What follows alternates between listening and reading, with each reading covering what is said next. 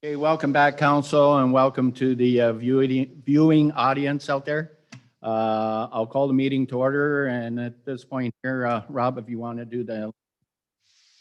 Thank you, Mr. Mayor. On behalf of the town of Essex, we acknowledge traditional territory of the Three Fires Confederacy of First Nations, comprised of the Ojibwe, the Odawa, and the Potawatomi peoples, and of the Huron-Wyandot peoples. We value the significant historical and contemporary contributions of local and regional First Nations and of all of the original peoples of Turtle Island who have been living and working on the land from time immemorial.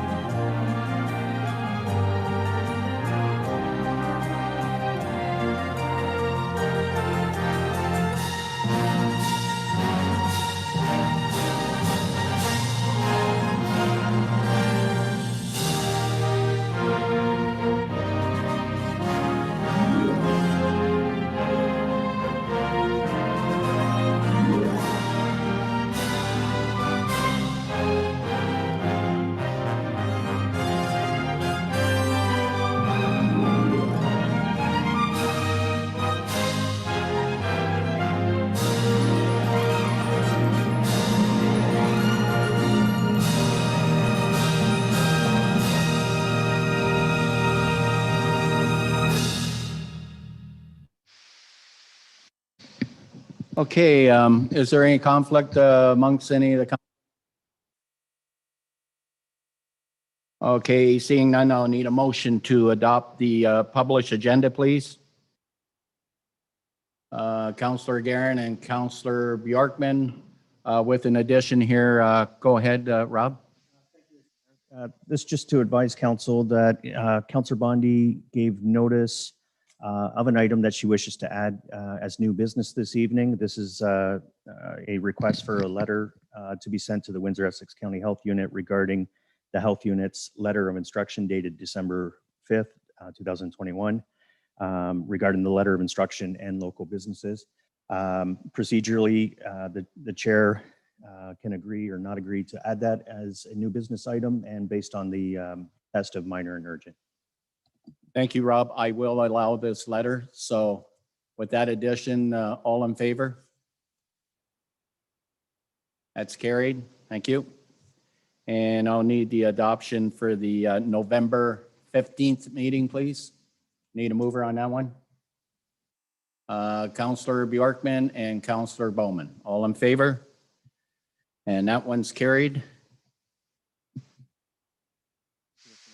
Item 8 on this evening's agenda is public presentations. Our first presentation, we have Diana Radulescu, Active Transportation Coordinator, and Jerry Bylaw, Manager of Transportation at the County of Essex. And they're here before council this evening in order to provide council information concerning the countywide active transportation system master plan. Thank you, Rob. Diana and Jerry, if you're ready, you can go ahead. Thank you, Mr. Mayor and members of council for the opportunity to present today. May I please ask to have screen sharing permission so I can share my presentation?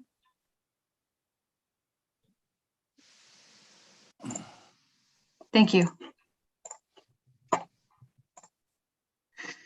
So thank you again for the introduction as well. I'd like to add that from the town of Essex, we also have Corinne Chiasson and Jeff Watson, who are both planners and present and past CWATS committee members, respectively, as well. CWATS is a countywide active transportation system that connects all 7 municipalities within Essex County. It's the main method by which the county and municipalities champion safe, active transportation, create community connections, encourage healthy living, and contribute to economic development and tourism.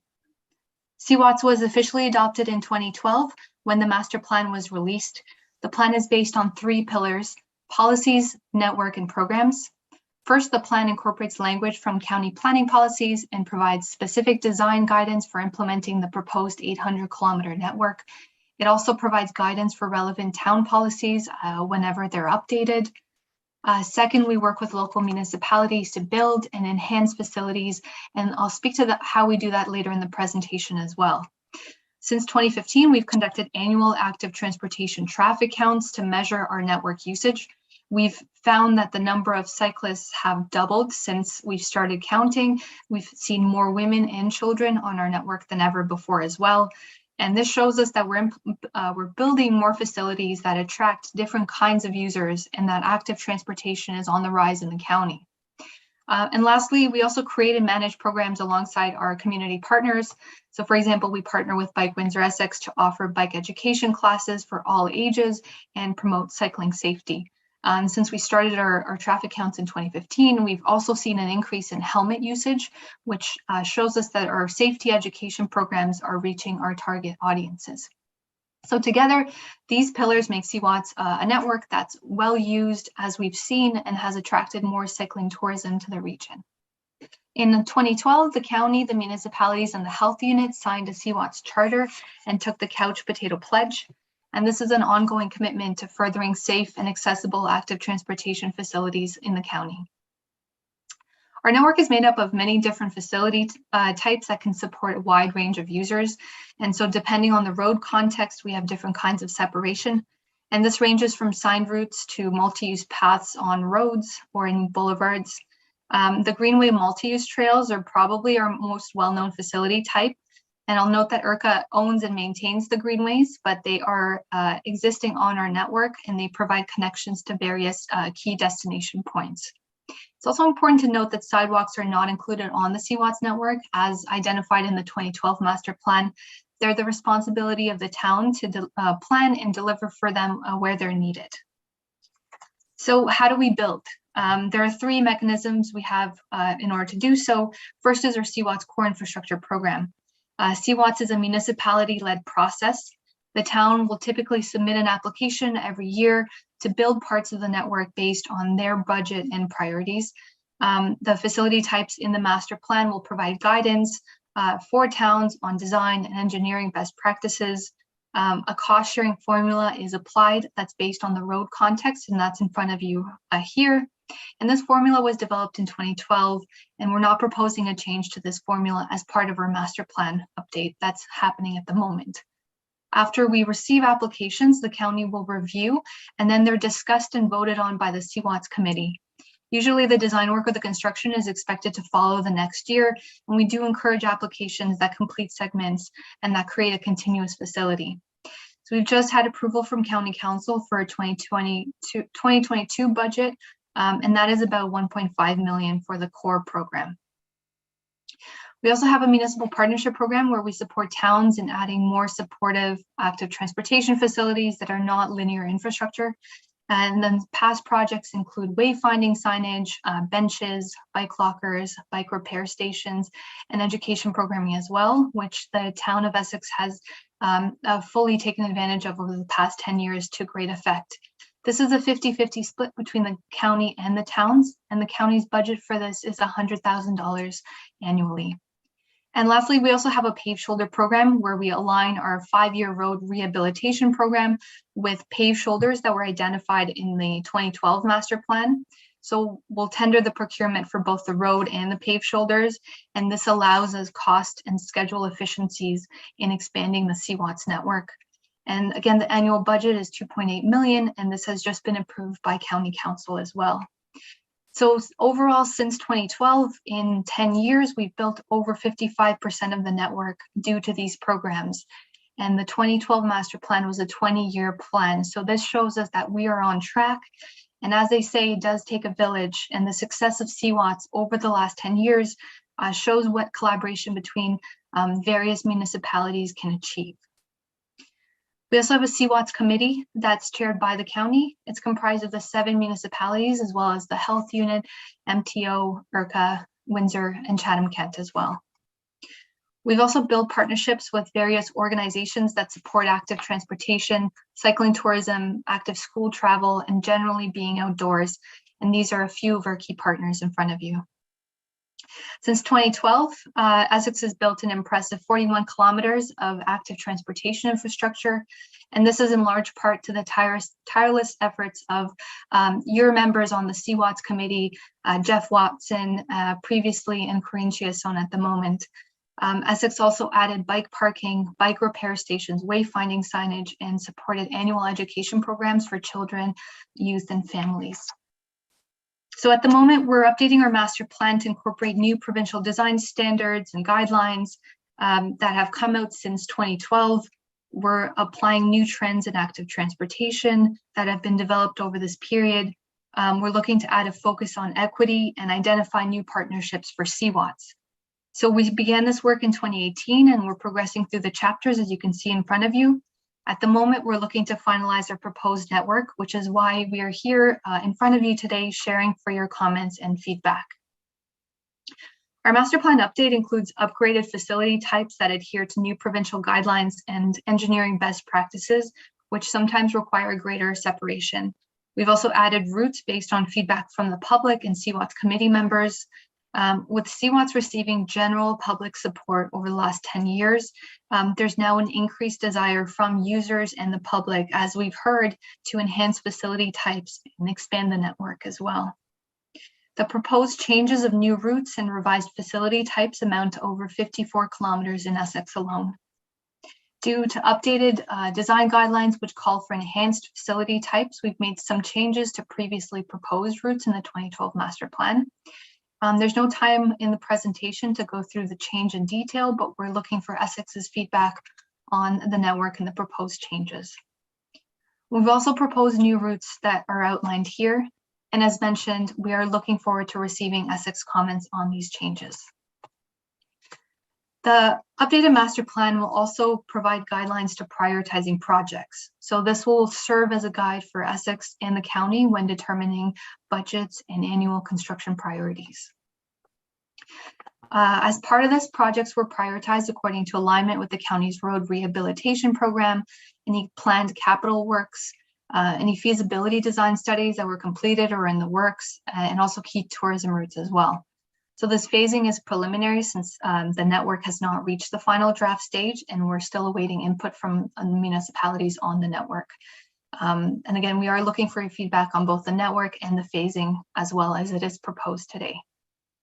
In 2012, we estimated the costs of the proposed network based on information available at the time. In the last 10 years, these costs have risen due to actual construction costs, additional design studies, and other factors as well. And this slide is here to show the scale of the 2012 network, most of which has been built to date as well.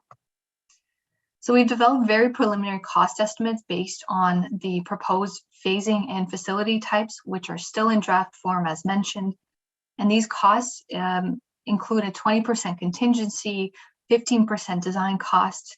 The unit costs are based on actual county construction experience over the last 10 years. They don't include things such as land acquisition and utility relocation. Sometimes we'll need to do detailed design depending on the road context, and that might add additional cost as well. And I'll also note that these costs are spread out over a 20-year time frame, and they're proposed as a guideline for budgeting. Ultimately, CWATS is a town-led process, and there's flexibility in application based on your annual priorities and collaboration between the county and the town. So these numbers show a rough estimate at this point, and I'll note that they will change likely as network edits are made, as comments from municipalities roll in over the next couple of months. So today we've provided an overview of CWATS as it operates today and the proposed master plan network changes ongoing at the moment. We value and look forward to town comments on these changes within 30 days. We've provided additional slides in the appendix for your review, as well as the proposed network map in PDF form. And once we receive your comments, we'll finalize the network, which will help us move forward into the phasing and implementation costing parts of the master plan. And our plan is to return to Essex Council in the new year with a full draft of the master plan for your approval. Thank you, Mr. Mayor and members of council, for your time today. We are all available to answer your questions. Thank you, Diana, for the presentation. I'll open it up for questions. First is Councillor Verbeek, and then we'll go to Councillor. Okay, thank you. Through you, Mr. Mayor. Hello, and thank you for that. My question is, okay, so I'm really happy with the master plan. I look at it and I see some projects that have, I'm really excited about. They are in the 10+ year outlook. And so I'm wondering if I want to request that they say, instead of remaining in the move from the long term to say maybe the 5 to 10 year, do I do that directly to you? Do I bring it to Corinne or Jeff? How do I do that? Because definitely two of the programs that are two of the, additions to the master plan that I'm really excited about, I'd like to see them done a lot sooner. So who would I put those requests through? Through you, Mr. Mayor. Councillor Verbeek, you're welcome to provide those comments to Corinne or Jeff Watson as well. We'll receive them through them. We do welcome those comments, and I will note that the phasing is a guideline, so many things can change at this point, and the county and the town are happy to have further conversations about the phasing. Okay, thank you. I think Corinne already knows what I'm talking about. Thank you, Councillor Bjorkman. Go ahead. Thank you, Mr. Mayor. Through you to Diane, thank you very much for coming and sharing this with us. I'll go on the other side of Councillor Verbeek. I'm happy to see Canada Road 50's extension in the green in the next 0 to 5 years. It is such an important connector for us, coming from Amherstburg and all the way through to Kingsville, and then just all of the attractions and things that we're trying to bring people out to Canada Road 54. We've shown the benefit of it running from Colchester heading east, that it is heavily used. The Dunn Road extension up into Harrow and then up to the Greenway has been tremendously beneficial for us. So we really appreciate the work that the county has done with us and even fast tracking some of that work. That being said, I have a number of people to the east of the village, or to the west of the village, sorry, towards Amherstburg that are anxious to see this start. We've got communities out there that used to be connected along the lake that are no longer connected on the lake. They can't get from one beach to the next beach anymore because of some issues with private properties and different things. So they now have to go up their beach road to Canada Road 50, down Canada Road 50, the next beach road and back. So it'll just be a tremendous safety issue. It'll be a tremendous way for people to get around. So we're excited to get going with that. I noticed that Jeff Watson's with us. Jeff, turn on your camera so we can wave and say hello. I haven't seen you for a couple of years now. Jeff has been a champion for us, and over the years, we're thrilled with what he's done for us. So just always great to have him with us. But again, I'd just like to thank you for the presentation, and we really do need that Canada Road 50, and I know that our team will get started on the portion that we need to do to get ready for it. But I'm happy to see it in that green area. So just to thank you, a great presentation, and we need to just keep moving forward with it. Thank you very much. Thank you, Councillor. I'll echo exactly what you're talking about.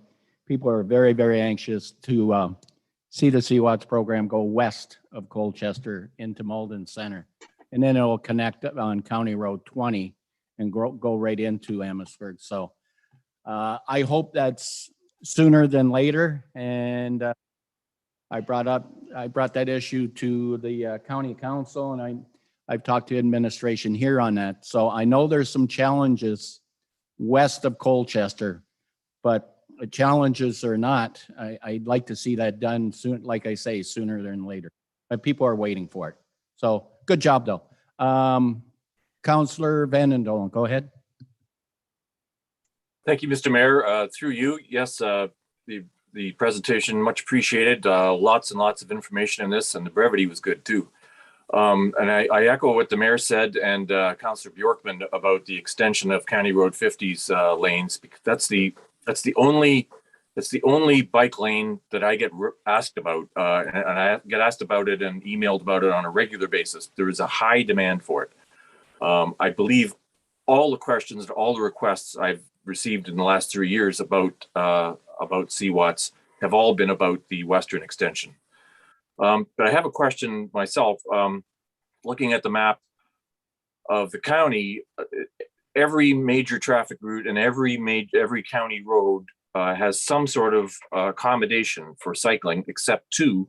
And those are the two that affect Essex the most, and the two roads that bracket us on east and west sides. There are no bike lanes planned apparently for Walker Road, and most importantly for the Arner town line. The Arner, I see people, I live on the Arner, and people are riding small motorcycles, and cyclists use it on a regular basis because it's the major route between Essex and the South Shore. So much so that it's a major route is that you even see pedestrians walking it. I did it once, it takes an hour and a half. Anyway, I'd like to know why Arner specifically is not scheduled for bike lanes. Does that support the rumor that the county one day intends to 4-lane the Arner? Through you, Mr. Mayor, thank you, Councillor, for your comments and your questions about the proposed CWATS network. So we do welcome your comments about potential additions to the network as well. So through Town of Essex staff, we do welcome those comments within 30 days so that we can work with our consultant and determine engineering guidelines and design best practices to determine the proper facility type or the prioritization for a certain route. So there does needs to be an exercise that takes place to assess a route, but certainly we do welcome your comments. I'm not able to answer at this point today as to why those two roads were not included, but that's something we can certainly give consideration to as part of the network in the master plan update. A follow-up to that, I mean, these are two of the busiest roads in the county, and you don't know why they weren't considered? That doesn't seem to follow logically. Thanks. Through you, Mr. Mayor. Thank you, Councillor. So it is an iterative process, and we are early in the draft stage of the network. So certainly we do welcome your comments, and we will certainly have further conversations with the town on adding the potential for adding these roads to our network in the future as well. Thank you. Anybody else from council? Okay, no other questions. So thank you very much for the presentation. It was a good presentation, but like I say, I have to echo what Councillor Bjorkman and Councillor Vandendolen said, you know, really looking at County Road 50. I was really, at a county level, I was very disappointed that road was not resurfaced. I was under the understanding that road was going to be resurfaced to the town line, and unfortunately it's not. But I hope in the future it is, and we can get them bike lanes in there. So once again, thank you for the presentation. I guess at this point here, I'm going to need a motion to accept the presentation from council, please. I need a mover. Councillor Bowman, and a seconder, please. Need a seconder, Councillor Vandendolen. All in favor of that presentation? as carried. Once again, thank you very, very much for the presentation. Thank you again. Thank you.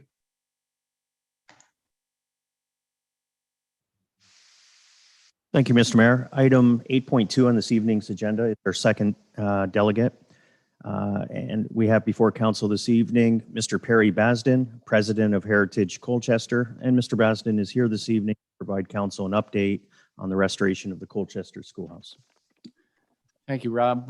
Perry, if you're all set, go ahead. Yes, I am. Thank you very much, Your Worship and the members of council. I'm here tonight just to give a brief update of what Heritage Colchester has been up to this past summer and give us some idea of what we're planning for the very near future. In mid-June, the Architectural Conservancy of Ontario Windsor branch members were invited to attend at the Colchester Schoolhouse with Town of Essex planner Rita Jabor and Heritage student Scott Planke, among others. From the early meeting and from the comments of the attendees, it was soon realized what an excellent opportunity Heritage Colchester was given in moving forward to this restoration of the unique historical gem that we have available in Colchester. Shortly after the above meeting, Heritage Colchester put in a request to the Architectural Conservancy of Ontario Toronto head office to have an inspection of the schoolhouse done at our cost by the program called Preservation Works. Any individual or nonprofit can apply for this and they will come on and do an inspection of your property for a fee. John Rutledge, an architect specializing in historical properties from Blythe, Ontario, came down to fulfill that mandate. And in mid-August, he provided an inspection and gave a first-hand look and an in-depth inspection of the property. John was pretty well amazed at how much of the original interior of this building was still intact, as well as the sturdiness and sound condition of the school structure, considering its age and how long it had sat vacant. He was very impressed with the structure, and everything seems to be in great shape as far as the actual building and physical shell of it and everything else. John provided Heritage Colchester with a report of his findings, as well as suggestions for future use of the building. We received that about a month ago. Heritage Colchester will be sharing that report with the Town of Essex early in the new year through the Municipal Heritage Committee, as well as the Heritage Colchester's visions for the future of the schoolhouse as well. John had some suggestions, and we're going to build on those and see if we can come to some agreement with the town of what we're going to proceed with in the future. During the summer months, Heritage Colchester is having promotional displays on a regular basis, as promoting Heritage and Colchester Center at every opportunity. There were many radio and television interviews, as well as newspaper articles written about Heritage Colchester and what may lay ahead for the old schoolhouse. Heritage Colchester also set up promotional displays at every opportunity. Space was made available at the Depot Farm Market in the Harrow, and we were very well received, with lots of interest shown in having the schoolhouse restored. Heritage Colchester, we also started our own Colchester Village Country Market held on the Colchester School grounds. The first event, we had about 23 vendors, and the second event, the word got out, and we had about 50 there for the second one. We had them out throughout the summer on a monthly basis. They were so successful that many shoppers and vendors requested an additional event be held on the school grounds, and that event was held in October. A little bit of competition from the Migration Festival, still an excellent turnout for the good weather we had. During these events, there was many visitors from across Canada that stopped by, people all the way from Newfoundland, all the way to British Columbia and places in between. So we use these events to inform the public our intent to restore the schoolhouse property for community, and cultural, and historical and educational purposes, as well as increase our membership base, as well as trying to raise funds to cover our first year's expenses. And we've been successful so far in covering that. Through our efforts, we're now approaching approximately 50 members to the organization. Space of the Colchester Village Country Market was provided to other local nonprofit organizations. A free museum, Caldwell First Nations was invited, as well as the heirs, to set up displays if they so desired, which they all took advantage of, at least on one occasion, some more than that. So we were very happy with that turnout and just showing that we can be all inclusive in what we do. Heritage Colchester is now planning for future events through partnerships with the University of Windsor and other organizations to host events in Colchester, the likes of which I can't ever recall having out here. And I'm sure that when the information is released, it'll surprise a lot of people. But we're working in conjunction with some partners trying to get things done in that aspect. We'll have more information regarding those as time progresses in the future. We're still negotiating with a lot of different groups to get things out here. Tonight may mark another milestone. I'd like to express my thanks to members of council and the town of Essex administration for their hard work in preparing the bylaw that's going to be discussed later tonight for the third and final reading. It's been almost a year since I came before council and indicated that I was going to. The intent was to form a heritage group and begin working towards the nonprofit status, which we've achieved quite easily. Tonight, like I say, with the passing bylaw 2041, will mark another milestone for us. So we're looking forward to signing the agreement sometime in the future, preferably before the end of the year. Make a great Christmas present. So with that said, I'd like to state that once the lease is signed, we'll be actually having the building get down to some of the planning details of it, as well as the physical restoration process. So with that, I'd like to wish everybody very happy holidays, and thank you very much for all your hard work in getting this done for us on our behalf. And we look forward to working together in the future. Thank you very much. Thank you, Perry, and thank you for all the hard work you put into this. Before I open it up, I just have a couple quick questions. Have you gone out to get a cost of what it would cost to restore the building? Have you had anything at all that come back and what it would cost? When we were first, through you, Mr. Mayor, when we were first setting up, we had a construction company, a local construction company, and give us just a rough estimate of what it would cost to get it to the occupancy permit stage. And that was somewhere around $240,000, $250,000. And it was just a very rough estimate, just the basics to cover it to get to the occupancy permit stage. We're still going to, once we get the lease, we have an opportunity to have someone come in to give us a more detailed estimate of what is going to happen with that and what the actual requirements are. We've had a few surprises along the way inside the building with the plumbing and things like that. When the toilets were removed, they managed to fill in the toilet flanges with concrete. And we don't know how far that goes down. We haven't had a chance to investigate further, but hopefully it was just stuffed with newspaper or something or cloth and then capped. But that may not be the case. We won't know that until such time as we get further into it. Just one other question. Grant money. I'm sure you people have applied for Ontario grant money for the project. Unfortunately, we can't yet. Most of the grants require 2 years of financial documents, and we have been in existence for just 9 months. So we are looking at opportunities as they come about. It is our intent to apply, even though once we get our first year in, which would be, I think, March. So we are always investigating. We're always seizing every opportunity we can.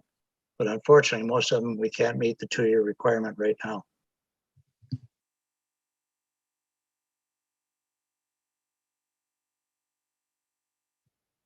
Perry, for that information. I'll open it up to council now. Any questions from council? Councilor Bondi, go ahead.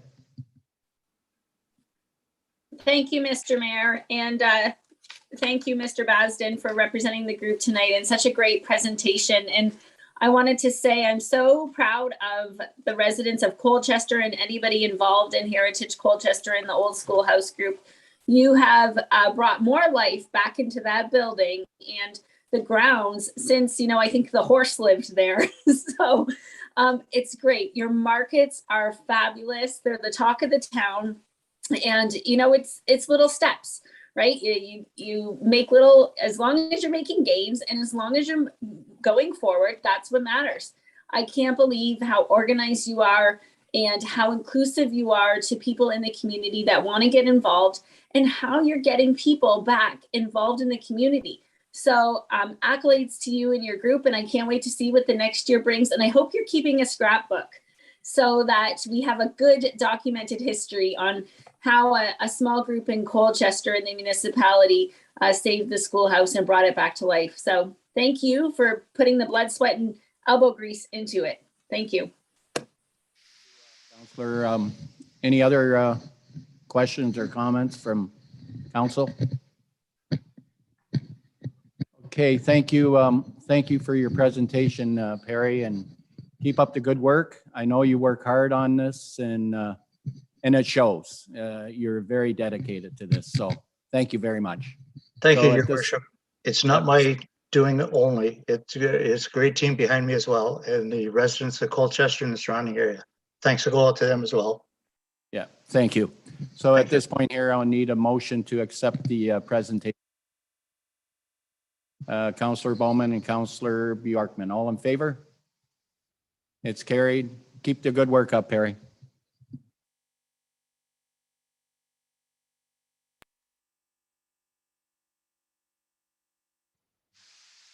Thank you, Mr. Mayor. Under reports, which is item 10 on this evening's agenda, 10.1 is parks and facilities, 23 short-term seasonal rentals and commercial operations at Colchester Harbor. For receipt, that said report be received, that a 50% premium for short-term rentals and or those utilizing the slips outside of recreational harbor operations be added to the current base rate, that 2 short-term rental operators be permitted to operate per season, and that the current short-term rental operator at the harbor be allowed to continue operating in addition to the proposed 2 short-term operators permitted per season. I'll need a mover on this one, please. Okay, Deputy Mayor Malash and a seconder. On this one, Councillor Bowman, I have one question to Jake. Okay. There is, I think last year, Jake, there was three rentals in there. There was 3, and this year here it's 2. Am I correct by saying that? Through you, Mr. Chair, through you, Your Worship. Yes, currently there were 3 this past year, and we are looking to maintain it at that 3. We, as a grandfathering rule, ideally we would end up at 2 if one of the short-term rentals leaves at this point, then it would be back to 2. But right now we would grandfather the 3 for future years until there was a change in operations or they left. Further to that, Jake, I know we had issues with some of the residents there that live right in that area.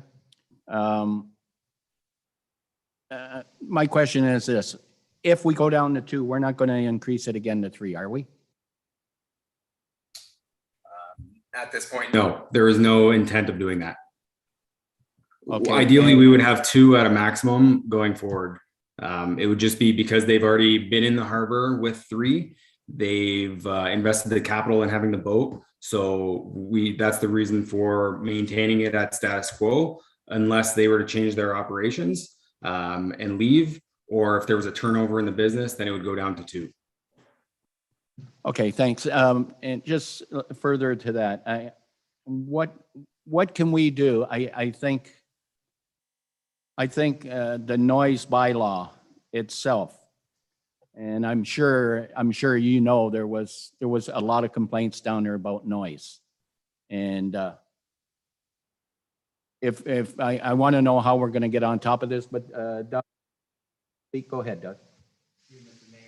Just wondering, maybe there's going to be a lot of questions, but maybe Jay can go over his report first, because that may answer some of your questions and also council's questions. Okay, go ahead, Jake. So this year, in an effort to try and get our seasonal requests done, we usually do those in December of each year. So we've never had this formal process for short-term rentals at the harbor. So there have been some complaints and some issues in the past. We're looking to kind of formalize that process so that we have kind of a pathway going forward on how we're going to handle these situations. So the first thing is, being that we're in December trying to do the lease agreements for the harbor next year, we're looking to make sure that that formal process includes some of the stepping stones going forward so that we can ensure that we have some compliance and that pathway. So the first thing that we want to make sure is, as we have already discussed, we have 3 existing short-term rentals there right now. We want to make sure that we have 2 in the future, but because there's 3 currently, that third one would be grandfathered in. So we wouldn't, if all 3 return this year, there would be no additional ones coming in. And same thing, if they were to leave one of the boats, then we would be at the 2 where we want to be, and then no more would be added from that point forward.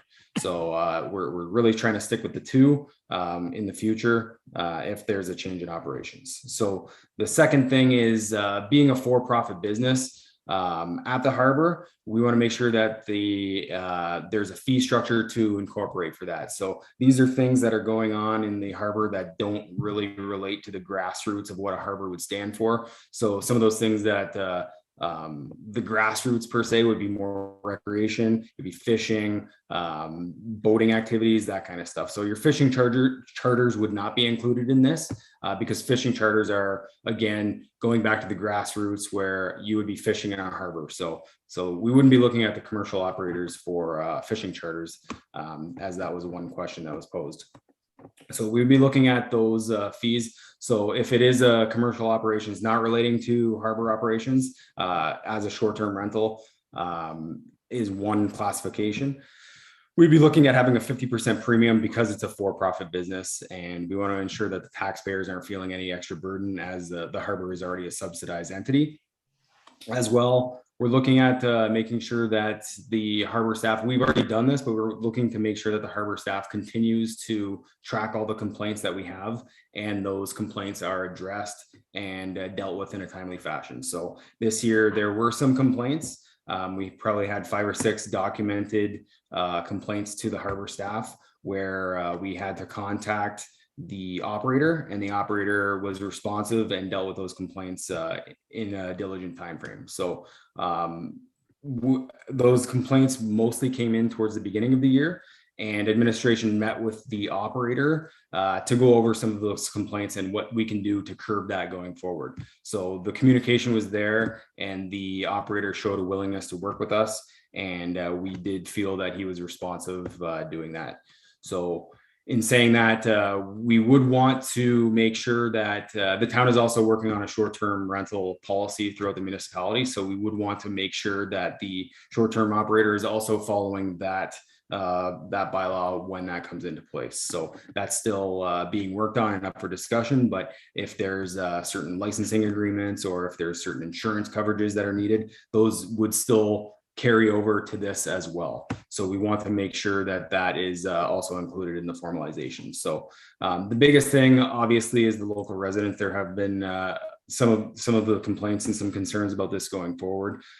We will be working very closely with the operator. We want to make sure that this is successful for everyone. We're trying to get the rentals in there as a carry forward for the agritourism.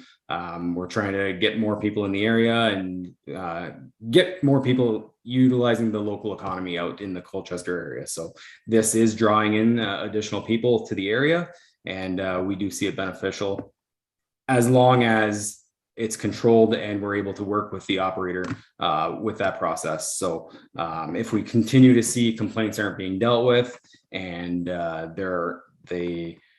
there are residential concerns, then we can look at terminating the agreement if those things are not being followed. So it's one of those ones where we have to stay on top of it. The harbor staff do a great job trying to be proactive on some of the things as well. So if they see something that might be going on, like let's say they're starting to get a little loud at dark, then they'll go over and talk to them before it becomes a residential complaint. So we're always trying to be proactive on those things rather than reactive. I also want to point out that complaints aren't isolated to the short-term rentals. We do receive complaints about other boaters as well, which would go with any user group. I mean, we get complaints about user groups in the arenas as well. So anytime we get a complaint as administration, we're always following up on those complaints to try and make sure that those things aren't going to happen going forward. But it is important to also have the good communication with the operators and willingness to work with us in those situations. So with that being said, we are looking to push through those recommendations to council. And if there's any questions, I'd be more than happy to answer those. Thank you. Councillor Guerin, go ahead. Thank you, Mr. Mayor. Through you to Mr. Morrison. Thanks a lot, Jake, for the filling us in on some of the holes. I need some clarification, a couple questions here. There, when you speak of the 5 to 6 complaints specific to the houseboats, were those of the same nature, the same complaint from the same party, or was there 5 or 6 totally different complaints from different parties? Through you, your worship, there was a few complaints that were similar in nature. So there was 3 or 4 different complaints about swimming in the harbor. So that's one of the ones that we would want to make sure are at the top of our list. I mean, there are risks involved with that. Obviously, swimming in the harbor isn't permitted for a multitude of different reasons. So that would be one that we want to make sure that the operator is very, very clear with the people that are going on the boat that that's not permitted. There was also some noise complaints as well. Again, the noise complaints are not isolated to the short-term rentals specifically. That does also happen with some other renters throughout the season. But those were pretty much the ones that we saw. Okay, and you'd mentioned change of operations. Does that mean change of ownership? If one of the short-termers right now were to sell the boathouse to another party, they could continue that use? Is that what you're saying, or they would be discontinued?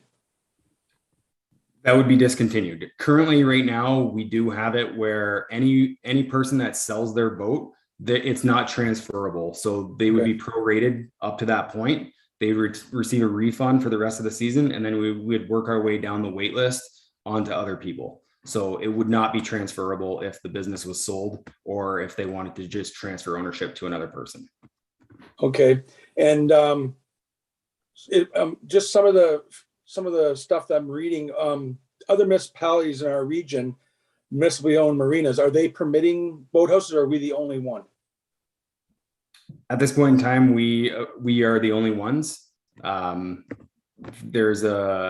I don't specifically have the rationale or reasoning behind it. It was one of those things where this happened upon us. We didn't really know that it was happening at first. Until the operation started, and then they kind of carried forward, and we've been working through it since that time. So if additional information is being sought about other municipalities, I can certainly get that information for you. Okay, and then lastly, just leading up to this question, so what is the purpose for the consideration of grandfathering the boathouses in particular? I mean, I did hear you say, and not put words in your mouth, but I did hear you say something about the operators had already invested in their operation. I mean, I hope that's not one of our considerations as to why we grandfather them, but I'm just anxious to hear what is the reason why we're even considering grandfathering this in, because we do have lots of people that are living in there, residents that not only complain about the boathouse rentals, but just the short-term rentals themselves. And I'm just looking for something that we can bring to light as to understanding better as to why we're even considering grandfathering it. Through you, Mr. Mayor. So every year we give first crack at the slip to the previous year's slip holder. So that would be the rationale of why they would be getting it, the opportunity, because they're already existing. And we are creating this formal process after the fact. So that's the recommendation, is that because they've already been there, that it would be more of a grandfathering thing based on previous practice. Okay, thank you. Council. Councillor Van Andel, go ahead. Thank you, Mr. Mayor. Through you, I see some potential loopholes in this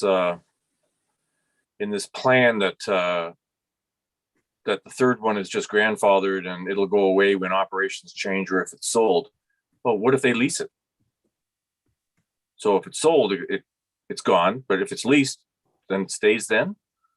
What if all 3 boats are sold as a package or gifted to someone?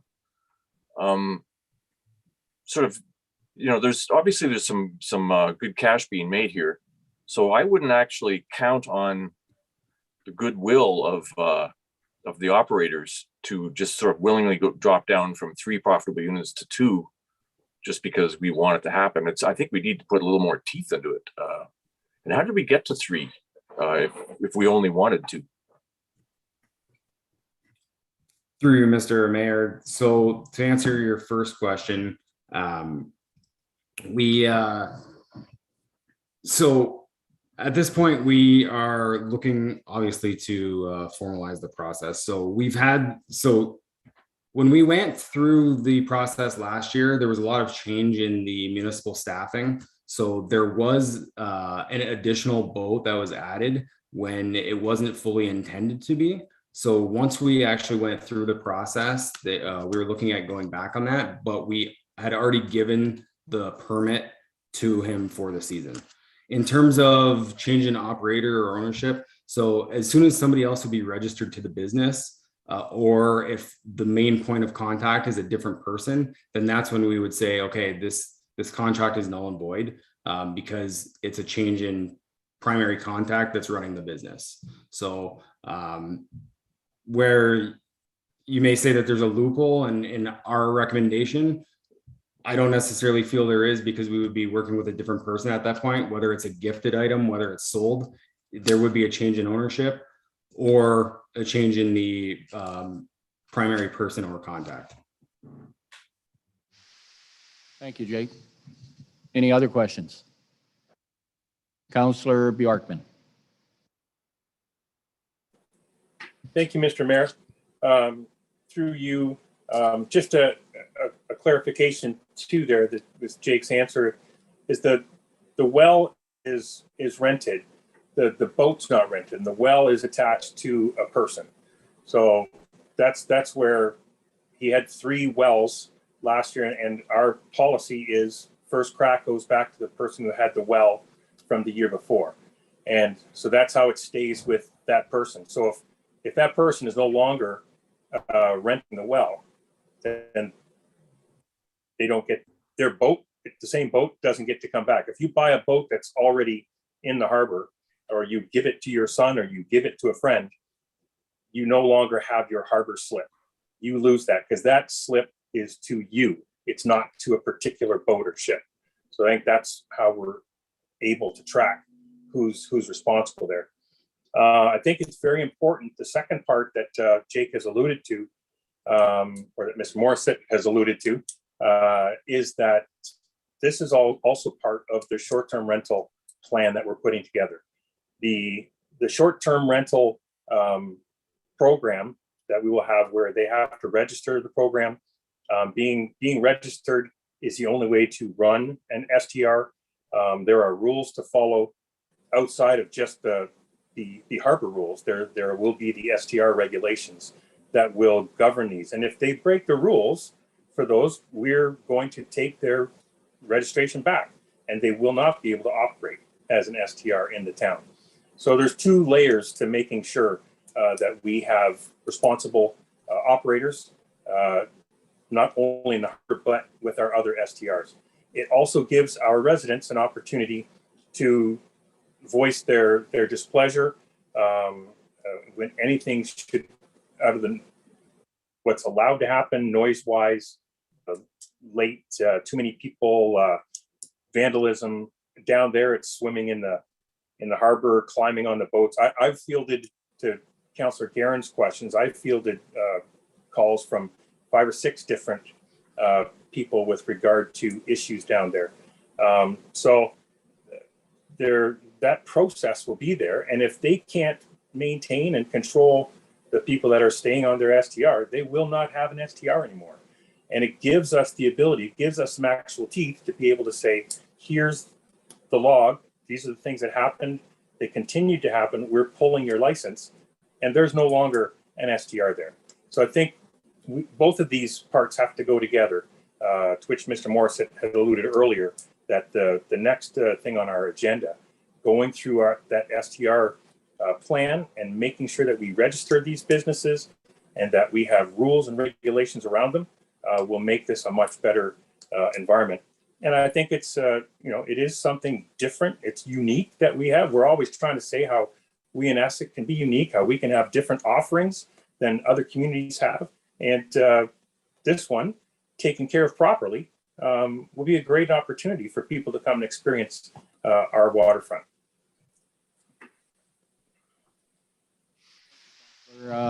Who was next? Was there anybody else? So, Councillor Bondi, go ahead.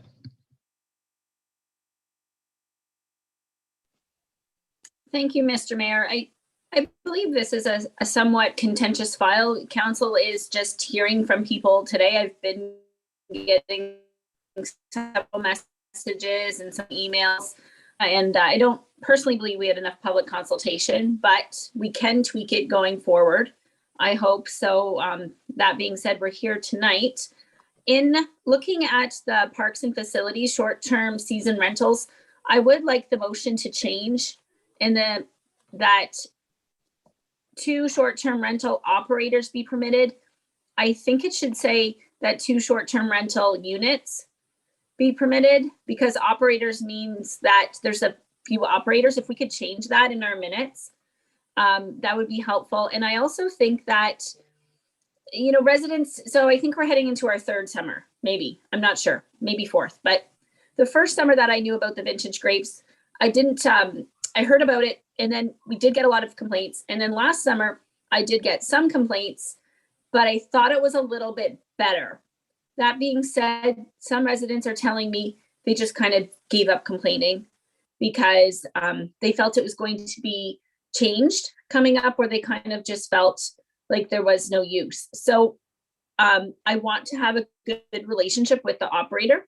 I do think what he does is kind of neat and out of the box, and I like neat and out of the box things.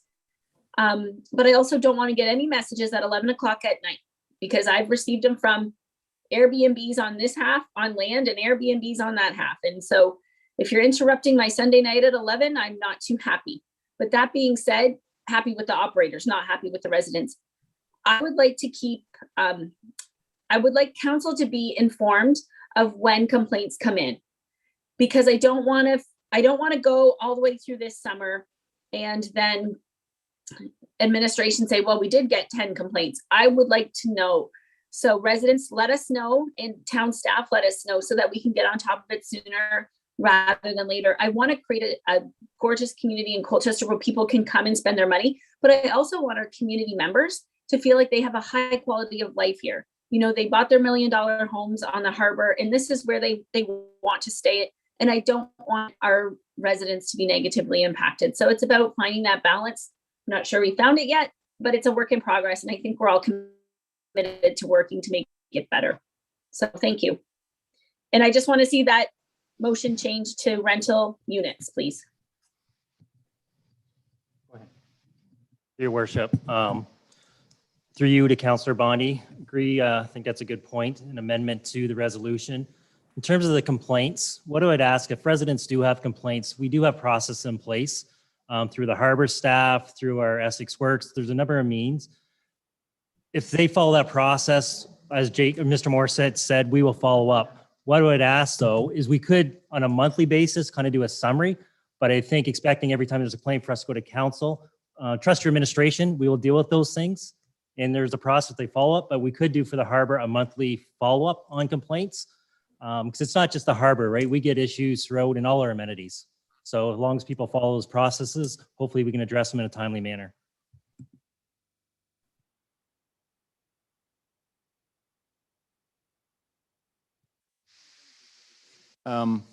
We have security down there at night. If there's a problem down there, would security, if there was a noise problem down there, Jake, would security, I know that's not part of their job, I don't think it is, but would security notify you if there was a problem down there with noise? Your worship, yes, that is actually part of their scope. They would be required to go speak to the boaters and let them know that they're being too loud and that they're not in compliance. So that's one of those things where We would try and get out there. They do regular dock checks every hour. So if they started to notice some stuff going on, then they would try and proactively go and deal with that before we get a resident complaint. So to answer your question, yes, that is in security scope. Yes, they are required to fill out a nightly report if there were any issues. So we would find out about those incidents. And the security contract is due up this year. So we can put some extra attention with the whether it's the returning security company or a new company going forward, we can put extra attention in for specifically the short-term rental area where maybe it's increased checks, more communication with them, that kind of thing.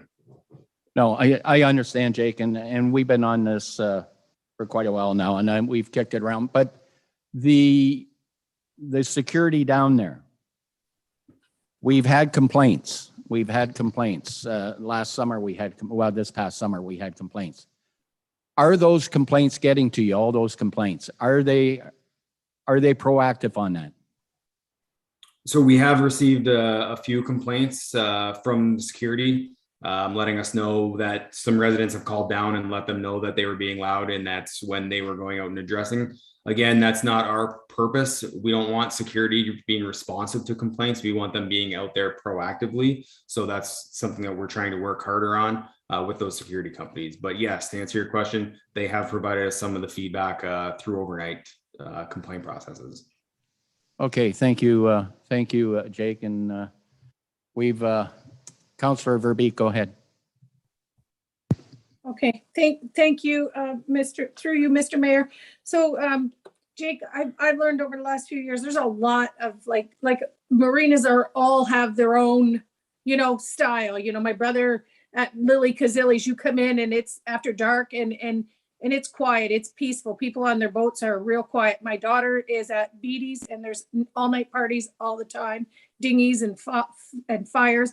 I don't know what kind of marina ours is after hours, other than to have, taken a few rides out with friends to fish or at the beach.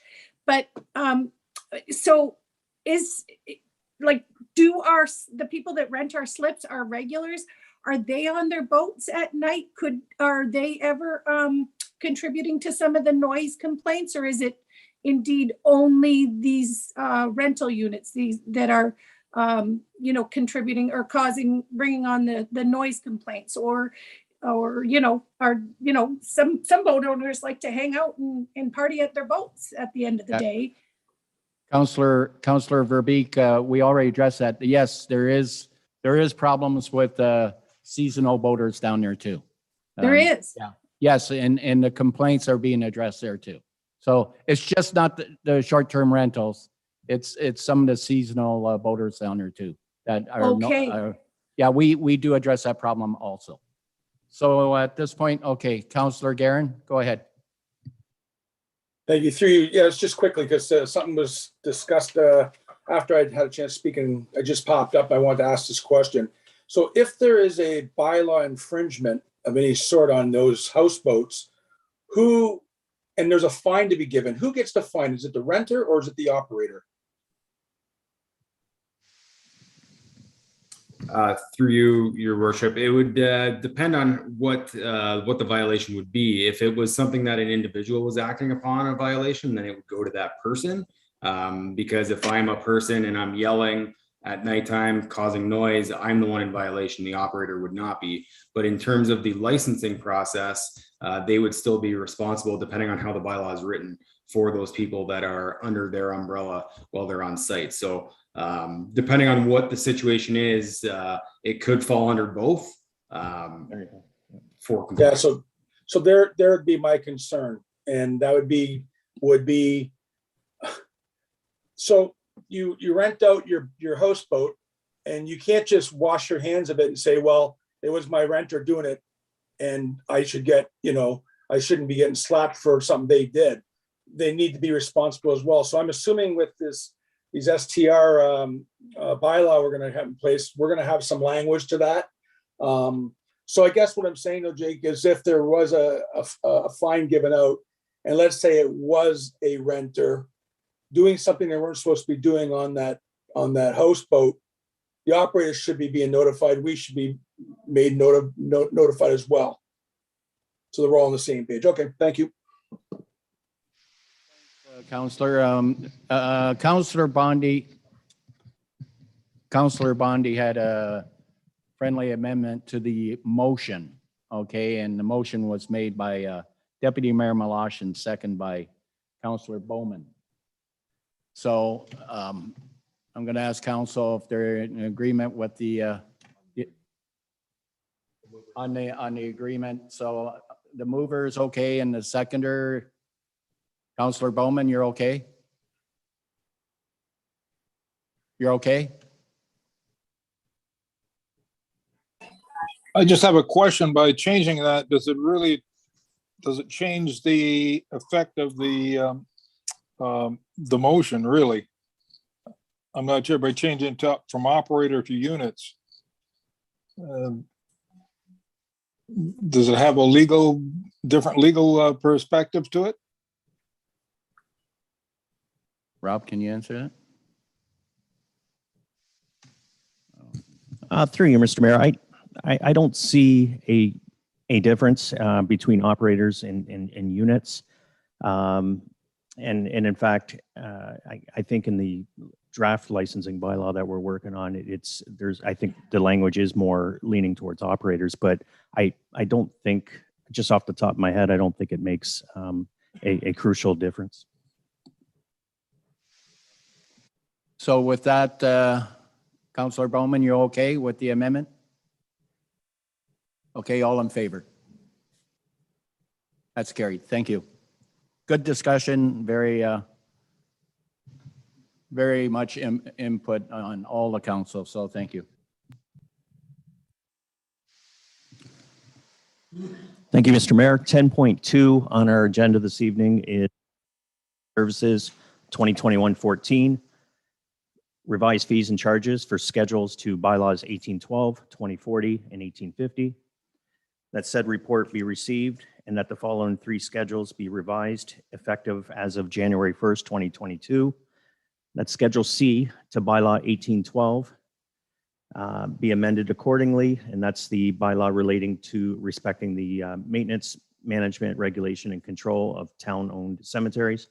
That Schedule C to bylaw 2040 be so amended, which is the bylaw to establish a schedule of miscellaneous fees and charges in the town of Essex.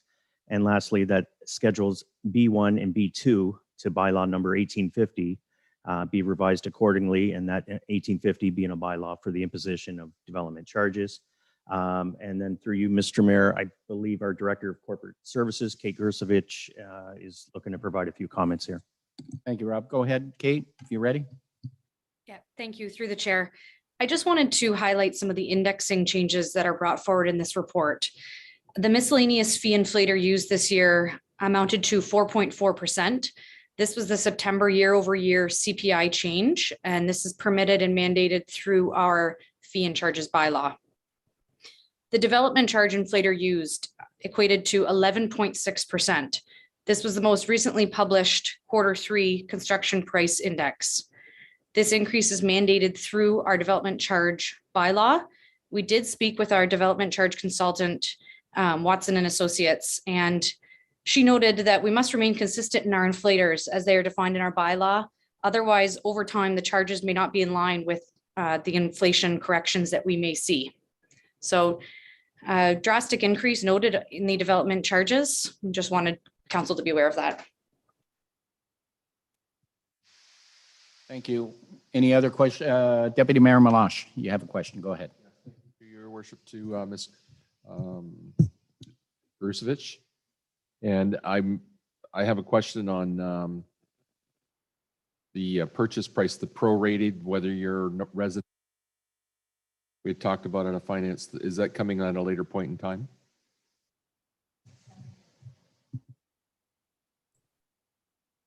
Yep, through the chair. We do have an internal meeting to discuss that. So we will be bringing that forward in finance committee with a draft policy. Thank you. Any other questions? So I need a motion to accept the report, please. Councillor Bowman, seconder, please. Councillor Councillor Garen, all in favor? That's carried. Thank you.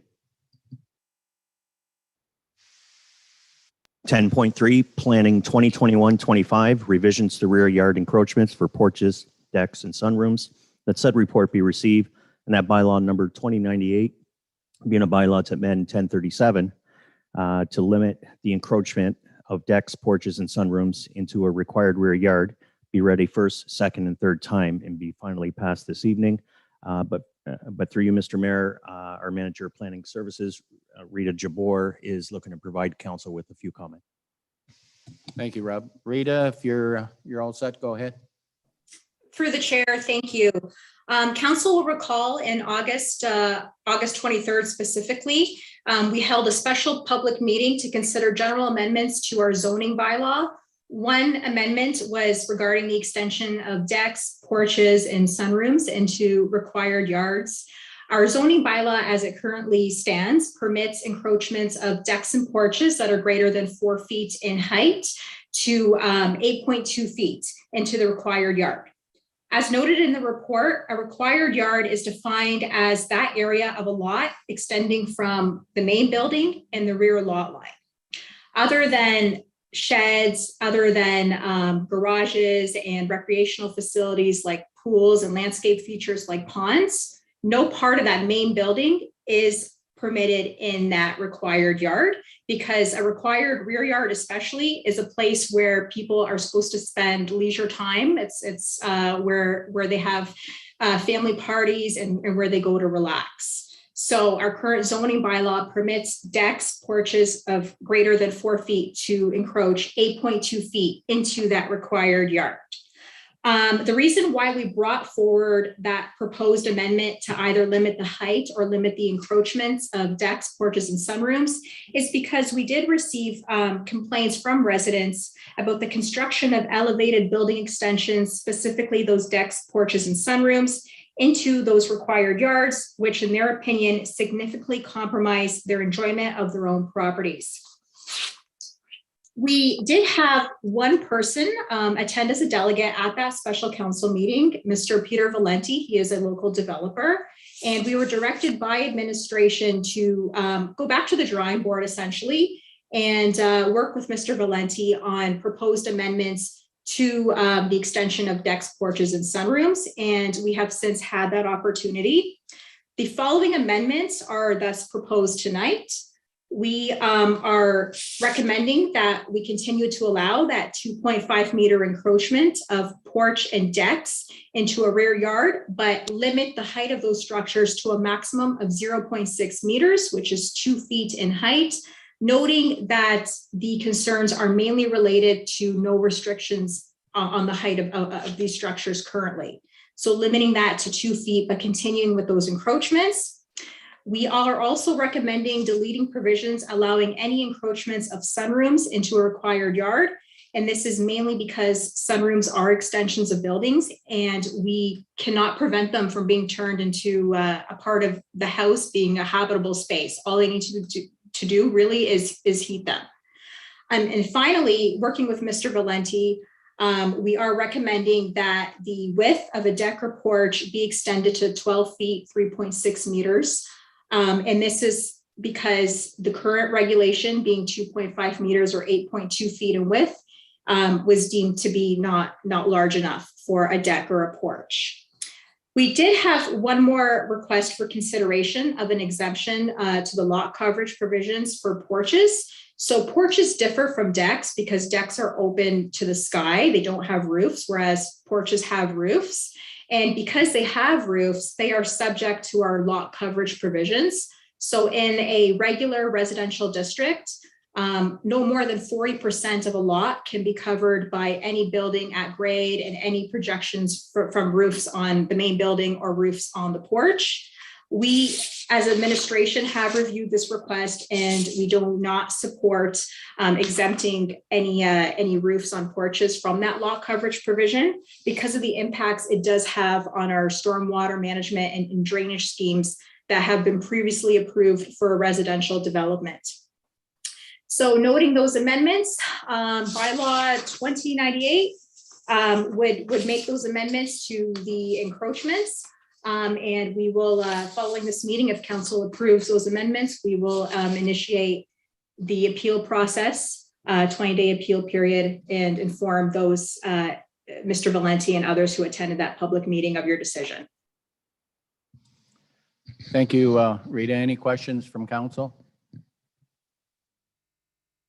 Councillor Guerin, go ahead. Mr. Mayor, through you to Ms. Jabor. Thank you. Question. So on page 6, or is it page 6? Yeah. So the height of the deck would be a maximum of 2 feet. So looking at a picture on page 3, I see a deck on a raised ranch, looks to be about 4.5 feet from grade. Am I understanding this right? A new porch would have to be 2 feet lower than that, or just 2 feet from the grade? How would one get from that doorway to the deck? For you, Mr. Chair, to Councillor Guerin. So it would be measured from grade. It would be 2 feet from grade. And we did discuss that, and the proponent, the building owner, would have to put steps down to that deck. Okay, so if it took 3, 4, 5, 6 steps to come down from there to the 2 foot, they would have to do that. Okay. And then was there any consideration given? I remember I made a comment at that meeting that it's definitely a hardship for existing homes, subdivisions that have new development onto them. I see that being a major concern, but in subdivisions like Valente's building in and behind Canadian Tire, those are a lot of them are going to be backing on. It's new development backing on a new development. I would think that they would know what they're buying, and there shouldn't really be much concern for any consideration of what we already have now for bylaw. Now, if they back onto a lot that's already existing, I think this bylaw would be perfect. I think it would solve the problem. And I really think that was the problem. It was protecting, existing homes that were already, getting new builds on them, and they're a lot higher. And this is just the type of homes they're building today versus 30, 40 years ago. Was there any consideration, or why was there no consideration given for those types? Through you, Mr. Chair, so you're referring to the existing dwellings? Yeah, if we put this through, you're saying whether it's a new development, an existing home that's been there 40 years, that's going to be the rule, the bylaw. But some of these new developments, like I say, they're backing onto each other, and the people that are purchasing them know what they're getting.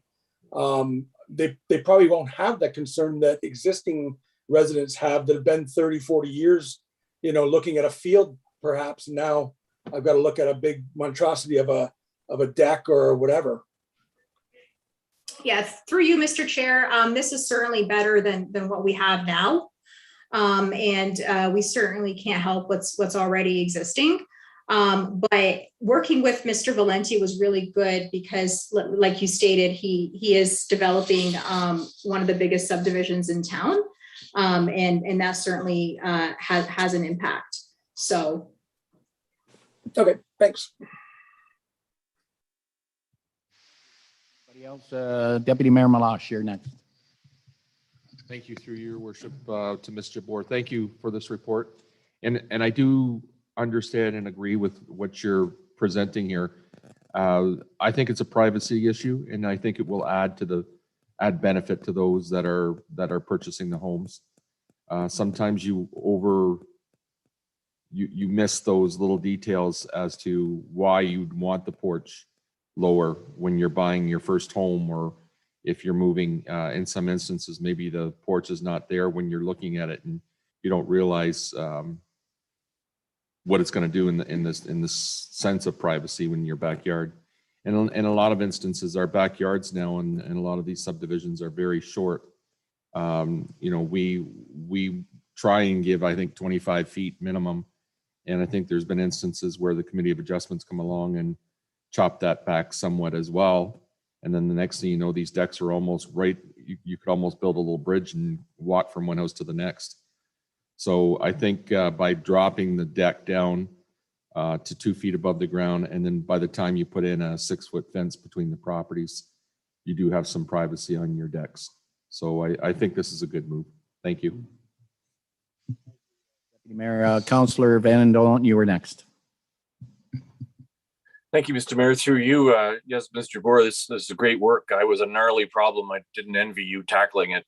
You know, just complaints on all sides, no matter what we do, and there will be probably going forward too. But we had to do something given all the complaints we had over the new developments crashing against our old ones. So thanks for the work. My question is, which aspects of this bylaw are likely to the development committee, the development community push back hardest against? Which parts don't they like and they might complain about going forward? For you, Mr. Chair, I think that we've struck a balance with our development community. We've given them more width for the decks, which in the porches, which they weren't happy about. They didn't like the 8.2 feet. They wanted the 12 feet, which we've given them. And we've also given them, some encroachment opportunities too in the required yards, which they weren't happy about initially going into the zoning public meeting. So I think overall we've struck a balance with our development community. Thank you. I agree it's a balance. I intend to support all of it. I just wondered which parts of it they fought back against. But if we gave them the width, I'm glad that there was a saw off there. So thank you very much. Anybody else? So thank you, Rita, for the report. It's a good report, and I know you put a lot into it, and it was a big subject here, and we sure had that heated discussion there when Peter was here, but you got it done. So thank you. So at this point here, I'll need a motion to accept this presentation and accept the recommendation here. Councillor Bondi and Councillor Bowman, all in favor? Carried. Thank you. Thank you, Mr. Mayor. 10.4 is planning 2021-29 in reference to the short-term rental update. For receipt, that administration be directed to prepare a zoning bylaw amendment as outlined in option 3 of the report, so as to permit one short-term rental in a single detached dwelling in any residential and agricultural zoning district and in a dwelling unit in any commercial district. And finally, that administration be directed to prepare a licensing bylaw for short-term. And again, Mr. Mayor, our Manager of Planning Services, Rita Jabor, is looking to present and speak to this matter. Thank you, Rob. Go ahead, Rita. Through the chair, thank you. I'm going to give the clerks a minute to pop up the presentation.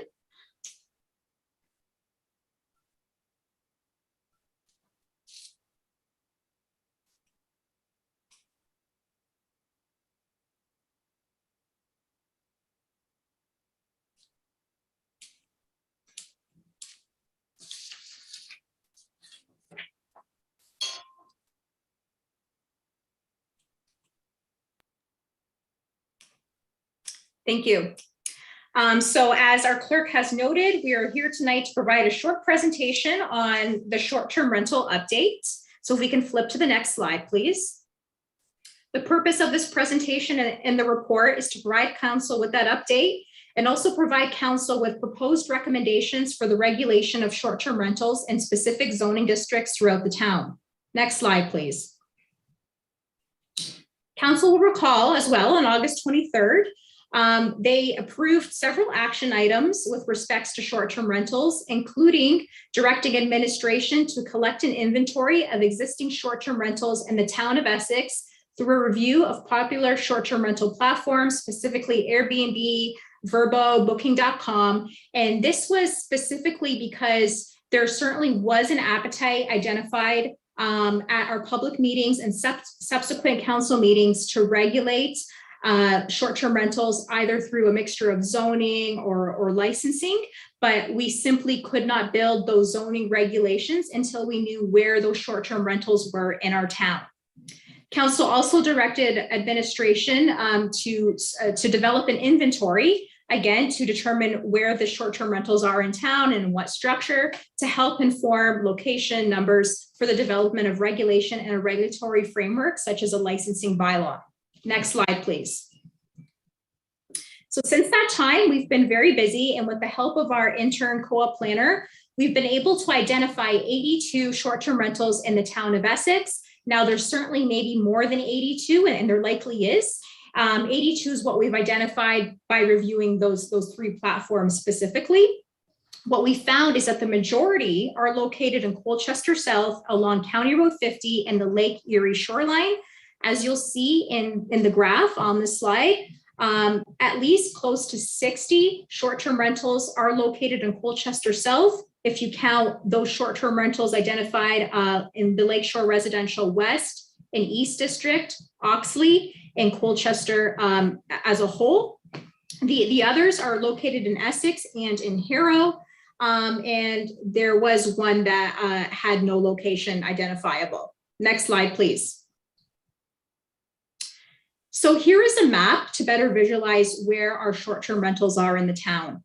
As you can see, the little pins that you see on the map identify short-term rentals, and just like the graphs identified, the majority are in Colchester South. Next slide, please. What we found is that of those 82 short-term rentals, the majority are located in single detached dwellings. The graph just on this slide identifies different types of dwellings, such as townhomes, different types of structures, such as tents and suites, which we also found short-term rentals occupy. Boats, there were 3 identified, so the stats are right. Guest house, second dwelling units, apartment units, and bed and breakfast dwellings, but the overwhelming majority are located in single detached dwellings. Next slide, please. And given that, it's no surprise that the majority of short-term rentals are located in residential zoning districts, specifically the R11, which is the zoning district for low-density single detached dwellings primarily. At least 47 are located in that residential district. Other zoning districts that we've identified include the A11, which is the general agricultural, which comes in second. We've identified short-term rentals in the green district, commercial districts, and in residential districts that are more of a 3-season type of occupancy. Next slide, please. So we have provided 3 options for council tonight. Administration actually has a preferred option, which we'll get to, but we wanted to outline the different options that council has in terms of directing administration on how to regulate short-term rentals. Option 1 is to simply maintain the status quo with optional business registry for short-term rentals and a public education campaign to alert residents to who they can contact in cases of nuisances that may arise from short-term rentals. Currently, short-term rentals are not recognized in the zoning bylaw. They're neither permitted or prohibited, which has allowed them to continue. But there are some implications with option 1. So without any regulations, we cannot place a limit on the number of short-term rentals permitted to operate. We cannot guarantee that we'll have owner contact information in cases of complaints or calls to the OPP or fire when issues arise, because that business registration system that we currently have is completely optional. And we cannot penalize short-term rentals that create repeat nuisances other than through our noise bylaw, our property standards bylaw, and any complaints to our fire department or our OPP. Next slide, please. The second option is to prohibit short-term rentals. And as with the first, there are some cons to this. The first being that all existing short-term rentals would be charged under a Part 3 summary conviction, which is the type of conviction that you give to uses that are in contravention to our zoning bylaw. These types of convictions require significant town staff resources. You need to hire a lawyer to help you defend the case, which also results in significant financial resources required to offset court cases. So imagine prohibiting 82 short-term rentals that we know of. That's 82 Part 3 convictions. Additionally, option 2 may reflect poorly on the town's tourism initiatives and discourage any economic development. As we know, short-term rentals also support economic development and tourism initiatives. Option 3 is on the next slide. And this is actually administration's preferred option or recommendation to council tonight. And that is to regulate short-term rentals with zoning and licensing. With this option, we can control where and in what buildings short-term rentals are permitted to operate by including this through zoning. We can control the number of short-term rentals permitted to operate by including that number in our licensing bylaw. Licensing provides a mandatory way to find contact information for STR operators. If you want to operate an STR through option 3, you have to have it licensed. And in that licensing system, you have to provide us with your contact information so that either the town or the OPP or fire can get in touch with you if you are not living at the residence. Licensing is easily enforced and it's defensible without significant costs. But there are some cons. So some existing short-term rentals, if we do place a limit on the number, may not be able to operate due to zoning restrictions or licensing limits. Short-term rentals may continue to operate illegally too. So if you make it too hard to get a license, for example, they may decide to operate illegally, which will lead to Part 3 convictions because they would be operating without a license, which will ultimately have an impact on town resources as we discussed in option 2. Next slide, please. Next slide, please. So if option 3 is the preferred option for council, we are asking that administration be directed tonight to prepare a zoning bylaw amendment, which will be prepared probably in 2022 and presented to council to permit one short-term rental in the following districts. So in developing this option and this recommendation, we thought about what we currently permit for bed and breakfasts, which are nearly the same as a short-term rental, and that you're providing accommodations to the traveling public, but bed and breakfasts differ in that you have to provide a breakfast. In short-term rentals, you do not. And in a bed and breakfast, it's a home occupation. So the owner of that dwelling actually lives there and operates it. Whereas in a short-term rental, they may be living somewhere else, and the short-term rental they're operating is not their primary residence. So we are asking that council direct us to prepare a zoning bylaw amendment to permit one short-term rental in a main single detached dwelling, similar to a bed and breakfast dwelling in any residential zoning district subject to licensing, but there be no requirement for owner occupancy. We are also asking that a short-term rental be permitted in a dwelling unit in any commercial district subject to licensing. And the reason behind this is because in a commercial district, you do allow for hotels, you allow for motels, you allow for retail uses, you allow for uses that really are in terms of economic development, in terms of tourism, they're more focused on that. And that would permit a main single detached dwelling to have a short-term rental in an agricultural district subject to licensing as well, and no requirement for owner occupancy here. So the main points in this is that it has to be in a main single detached dwelling and that it's limited to one. This is not suggesting a short-term rental be permitted in a detached structure, such as a second dwelling unit, or in any other type of structure on that property, such as a barn. Next slide, please.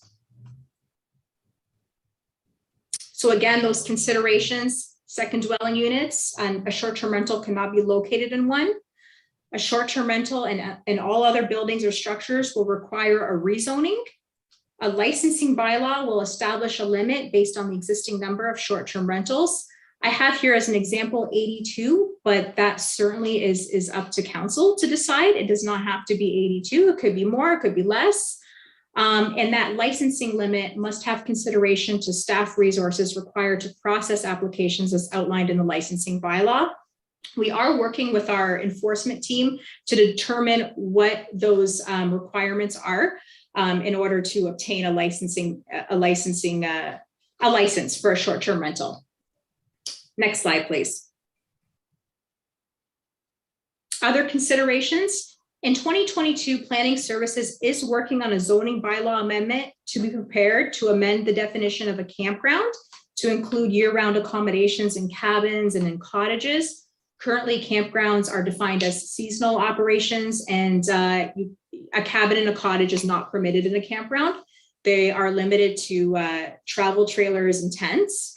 And we also are considering a zoning bylaw amendment in early 2022 to be prepared for agritourism uses. So in this zoning bylaw amendment, we are hoping that the ultimate result will be that short-term rentals for agricultural properties will be permitted in other types of buildings or structures, and that there may be provisions for a collection of short-term rentals in keeping with that definition for agritourism and the ultimate conclusions of our agritourism strategy. Next slide, please. So in terms of next steps, if council wishes to proceed with that zoning bylaw amendment and the licensing bylaw, we will prepare that for council's adoption in winter of 2022, perhaps January or February. And notwithstanding any appeals of that amendment, short-term rental regulations will be in place before the 2022 tourism season. These amendments will also include provisions for those 2 short-term rental boats at the harbor as well. Next slide, please. And any questions? Thank you, Rita, for the presentation. Councillor Bondi, you're first. Go ahead. Thank you, Mr. Mayor, through you to Mr. Boer. You're having quite a good night. Lots going on. One of the questions that immediately popped up is we have some places like Campbell Cottages on Jackson Street, where there's several cottages. I think there's short-term rentals there. Other ones on Sullivan Street where there's, the main building and then above the garage. So how many are we looking for that are going to be grandfathered in? Because I feel like if we grandfather anything in, everything's going to be grandfathered in. And my second question is, I would really like to have a lot of public consultation on this. I feel like the lockdowns and COVID have really taken us away from having any public consultation. We haven't had any ward meetings, and we're really almost out of touch, I think, sometimes with what our residents are saying. And maybe they're filling in online email surveys, but we're just not getting that person-to-person touch with our community that's missing. So main question is grandfathering, please. Thank you. Through you, Mr. Chair, to Councillor Bondi. So we're not looking to grandfather any currently operating short-term rentals. Council will be able to establish a numerical limit for the purposes of the licensing bylaw. But I mean, in terms of the Campbell Cottages, that's a different zoning district. That's a commercial district. And they actually did get a zoning bylaw amendment to permit that specific type of use. So at minimum, we'd be requiring them to get a license. But in terms of their zoning, it already permits it. But yes, we're not looking to grandfather any in. This is going to be treated like a whole new amendment. In supplementary to that, Mr. Mayor, so if a operator has, say, a cottage with an apartment on top, can he come to council for an amendment or a zoning change to allow that? Yes, through you, Mr. Chair. So if the cottage is being used as a short-term rental and council passes the proposed zoning amendment as proposed tonight, then so long as they get the licensing, then they would be permitted.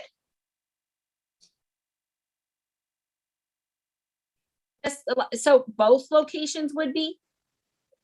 If there's a house, the house and the garage on top of the, yeah.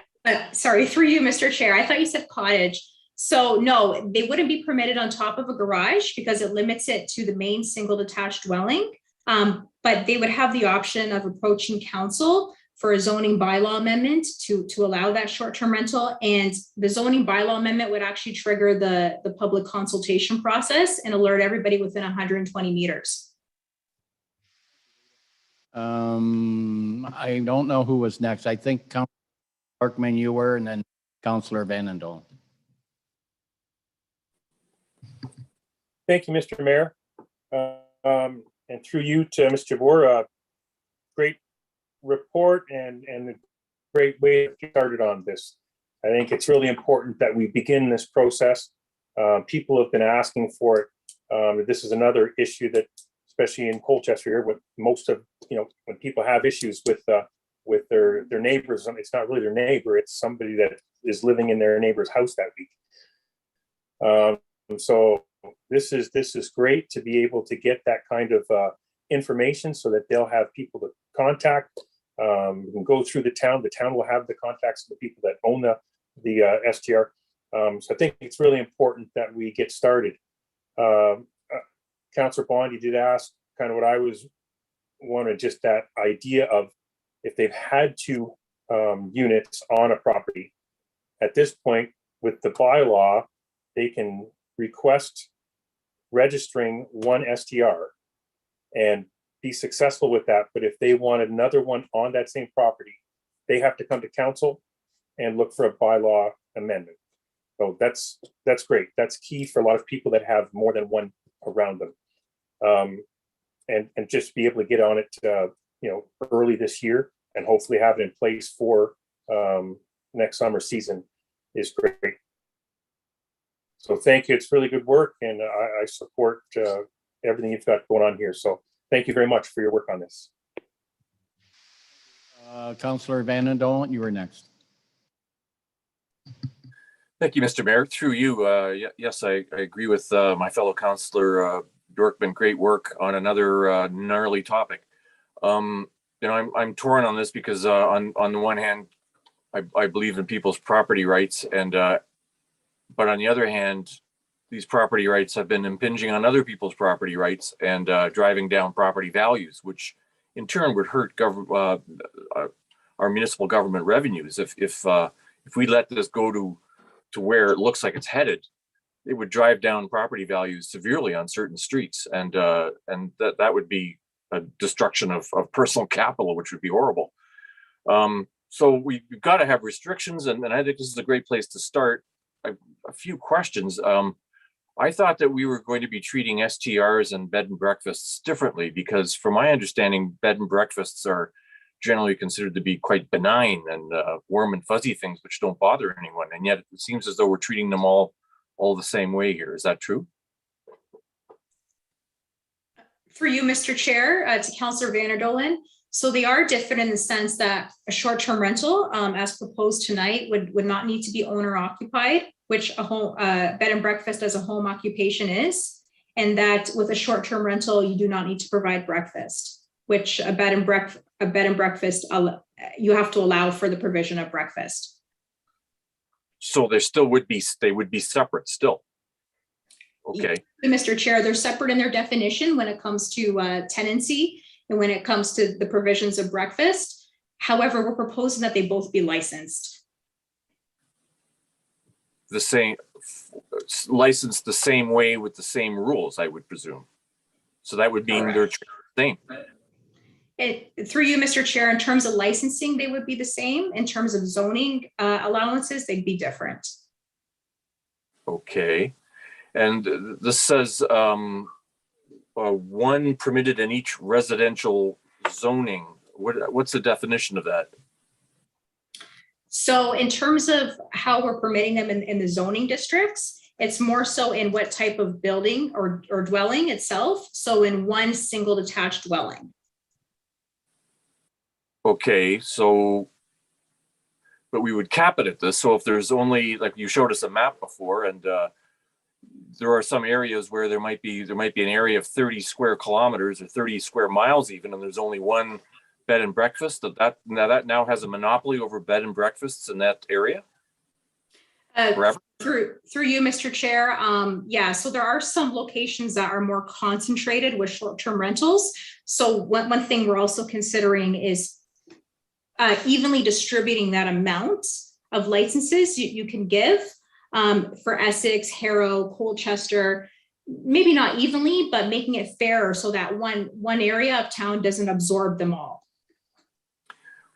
It goes a little beyond that, though. It's sort of overnight we're creating a value in this building and not the building across the street.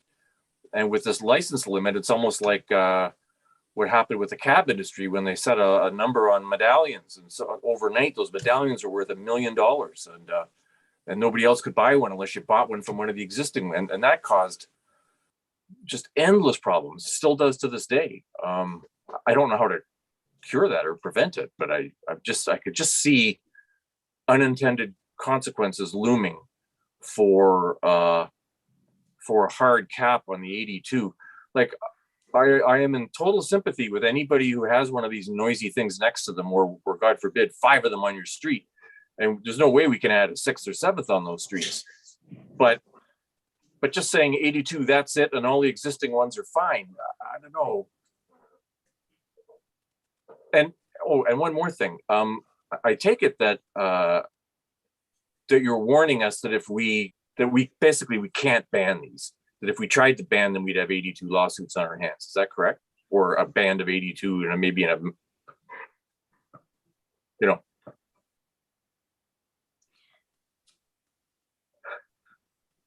So through you, Mr. Chair, just in response to that limit on the number of licenses, 82 is just a number that we've thrown out there as an example. Through the public open houses and the public meetings we've heard from the public who've had concerns with the impact of short-term rentals on our affordable housing stock, with the increased density in some of our neighborhoods. So establishing a number of licenses is a way to counter that. But certainly it's up to council to decide on what that number is. And as I indicated in my presentation, it can be nothing, it can be less, it can be more. It's up to council to decide. But we as administration do recommend a number because of those impacts that short-term rentals have on our housing inventory and even the density limits in some neighborhoods. Yeah, so I mean, in terms of, the options and what we're warning you of, I guess, we're just there to identify the pros and the cons, not suggesting that people who, if we don't regulate them, that, we're going to have lawsuits on our hands. But certainly it is a consequence of that. Thanks, Ms. Jabbour. One final question that you probably can't even answer this, but do we have any idea of what the occupancy rate is overall on an annual basis for these 82 units? We have a guess? Yeah, through you, Mr. Chair, I think it was like 4 in some of these dwellings. No. What's like in hotels and motels, there's an occupancy rate. They need 60% to be profitable. 80% is considered, a good balance. And if it's 90%, then they start to build more hotels. So do you know what the occupancy rate of our 82 units, like what percentage are they rented? Yeah, through you, Mr. Chair, I don't have that information. Okay, I didn't think so, but thanks very much. If you want to speak, go ahead, Lori. Thank you, Mr. Mayor. Just to add on to Ms. Jabbour's concentration and the number of STRs that we could or council could impose in that license system, we currently have, and Rita, correct me if I'm wrong, a STR licensing, or rather a registry. So a system where we have right now an opportunity for STR operators to submit, where we're able to augment that 82. So we could find, although we're very confident in our numbers that we have captured most STRs, we could find ourselves in a situation where we've uncovered some more STRs that are out there, and it will allow us holistically with our clerk's department and community services as well to provide council with a more accurate number of STRs that are out there, so that when we do propose that licensing system, we'll have more of an accurate depiction of our maximum, we'll call it. Rita, is that, am I on the right track with that registry? For you, Mr. Chair, that's correct.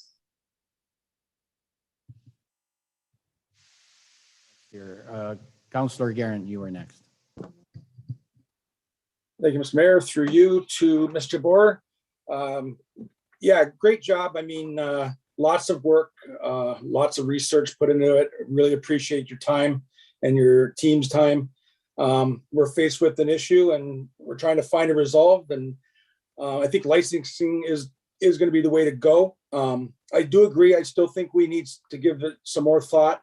I mean, you went through that report rather quickly and confirmed quite a few things for me from me reading it over the weekend, but I still think we need some more thought on it and maybe even some more public input. I do have some concerns still. I mean, it's something new that we're trying to do, and nothing's gonna be perfect, but you'd mentioned that licensing, with that, it's enforceable and it's defensible, but my biggest concern is still going to be how do we keep up with the STRs that just keep popping up and they're unlicensed. So it will be a challenge for sure. Very, very surprised to hear that there's 7 in Essex Center. I'm very surprised to hear that. I'm not disappointed by no means, because there isn't a place to stay in Essex if out of town guests come in and that, but I was surprised to hear that. So one question I have then, it's pertaining to the STR zoning designations. You identify in your report 10 different zones from A1.1 to R2.1. Are there any of the STRs that are operating in any of those zones that we would not be permitting, or are all those zones being recommended to be permitted for STR use? Through you, Mr. Chair, to Councillor Guerin. So as proposed, we're recommending 1 short-term rental be permitted in a main single detached dwelling. So if any of these short-term rentals are operating in any other building, such as maybe a second dwelling unit on the same property, or in a barn, or in a floating wine barrel, they would not be permitted. They need to go through a rezoning. Yeah, so there's probably a few. I mean, we shouldn't kid ourselves. There's much more than 82, and I understand it's a number where we got that number from. But just looking like at commercial zones and stuff, like right now, if somebody has a commercial property, my understanding, if it's a main floor commercial, it has to remain in main commercial on the main floor. So we wouldn't permit the STR on the main floor of a commercial building, correct? For you, Mr. Chair, not unless we change our zoning bylaw to allow a dwelling unit on the main floor. But that front portion of the building would be commercial. It had to be a commercial use, so it wouldn't be permitted like at the street front. Yeah. Okay. Yeah, that's all the questions I have for now. Good job. Thank you. To Mr. Bohr. Good report, as everyone is complimenting you on this. And the one thing that I had a question on was the number of units. And it looks like you're proposing in the report that we have 82 units, or just proposing, but I mean, it could be any number for the entire town of Essex. Maybe we should be looking at this more by zones, because if, let's say we did say that we wanted to have 100 let's go really extreme, 200 units.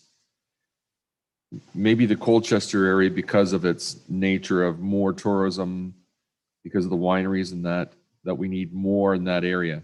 And I think that really establishes for the motel industry that there really is a need for a motel in that area. If the STRs are that high, definitely you need a motel in that area.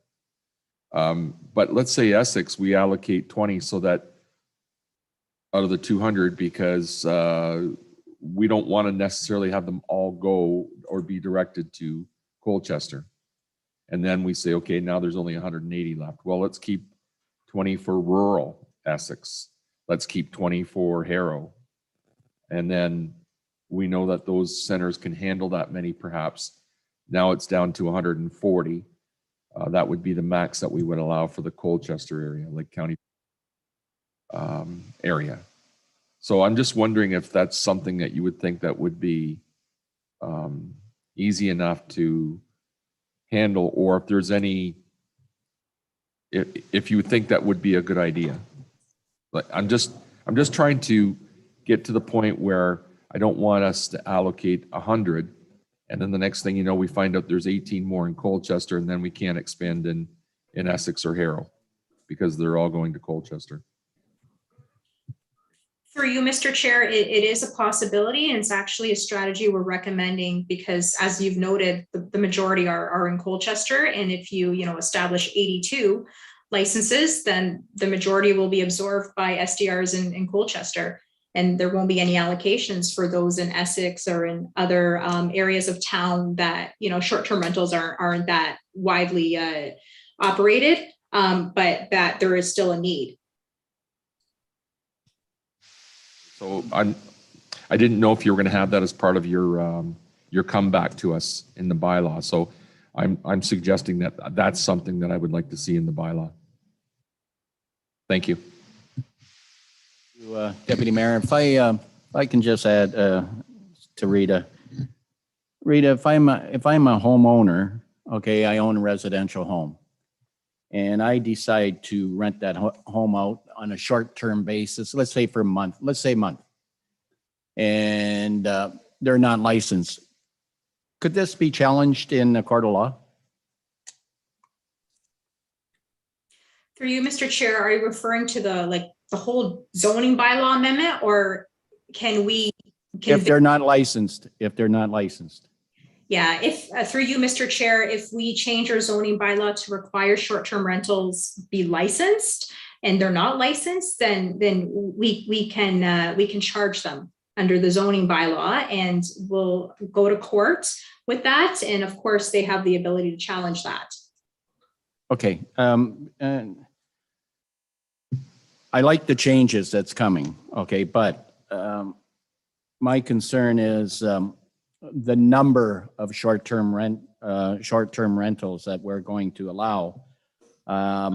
I get emails and calls usually on a weekly basis with complaints. Okay, and I don't know how true this one is, but just one beach alone, there's five short-term rentals on this one beach east of Colchester, and I'd like to see the number of short-term rentals on these beaches limited to a number, not five. Like, there's not that many homes on this beach I'm referring to, but so far there's five short-term rentals, and what's happening is again, in some cases, young people renting and partying on a weekend. They rent it for the weekend and they party. So I would like to see the numbers regulated to some of these beaches along the shoreline. That's what I'd like to see. I don't think it's fair to the residents where they have 5 short-term rentals on one beach with, I think there's probably maybe 18 houses there, maybe 15 homes. So that's just my thought, but to me, it's not fair to the property owners on both sides. But I can see there is a need for short-term rental. There's no problem there, but somehow we got to regulate. So licensing, I'm glad we're doing that, but there's got to be, and I agree with Councillor Bondi. There should be public meeting, public input on this to get feedback before we go, all the way on it. So I'll turn it over to, go ahead. Mr. Mayor, you read my mind. That was one of the comments I was just going to state about public consultation, to follow up on your comment as well as Councillor Bondi's. We do intend to provide our stakeholder engagement list with the proposed zoning regulations and the licensing system for some preliminary feedback. I think it would be very council. So it's our intent to gauge that the stakeholder group, certainly, as well as the public that has been involved in our public open house from back in the summer. So we've maintained contact with these stakeholders and members of the public, and we intend to forward the regulations, like I said, and the STR license. I think it would give us some good input.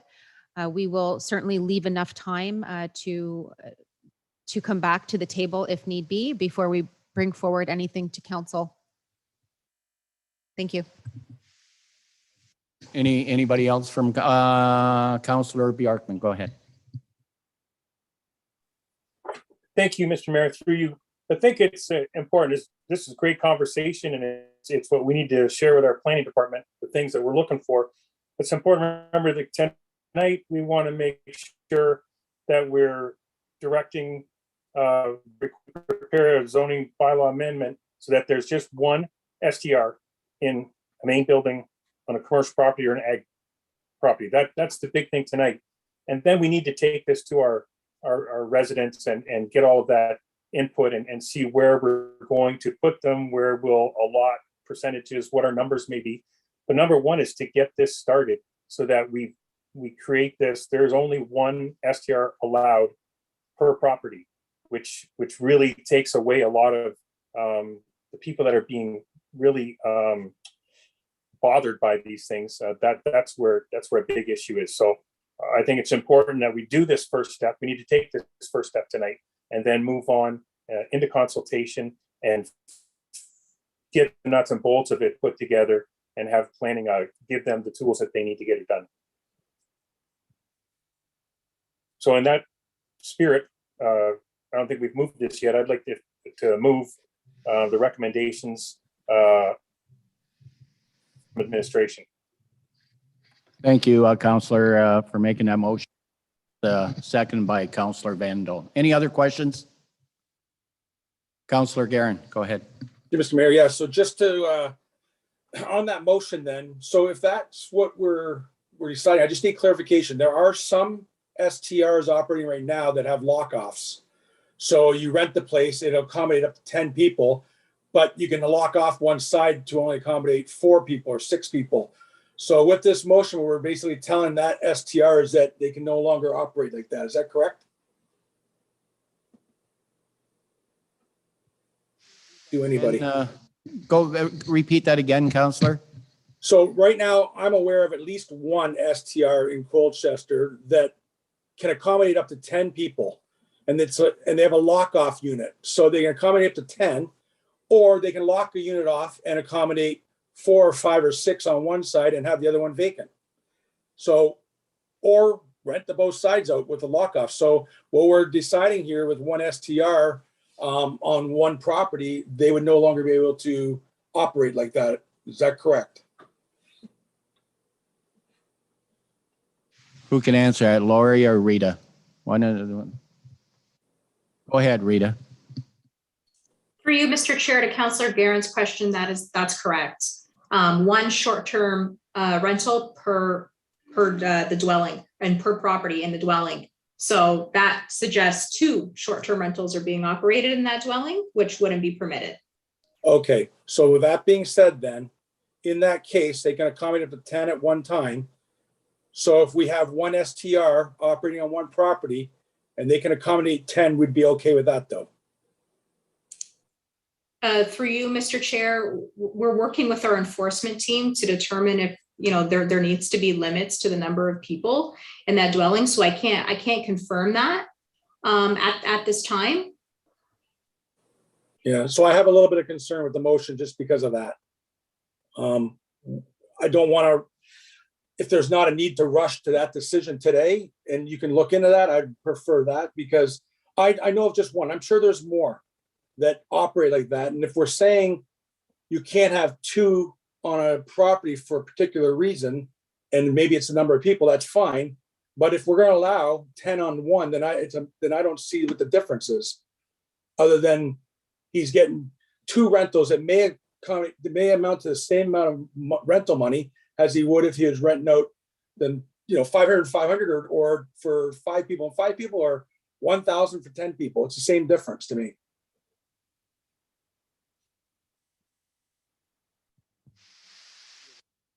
To you, Councilor Guerin, I believe the motion that we're asking you to approve tonight is just giving direction for administration to come back with a bylaw, which council can review still at that time. We're not getting all the points at this meeting. So I think that according to the motion, it's just for direction to administration to come back with that bylaw, which council can review in more detail.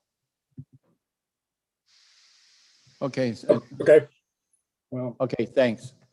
So we had a motion, we had a seconder. So all in favor of that motion? That's carried. Thank you.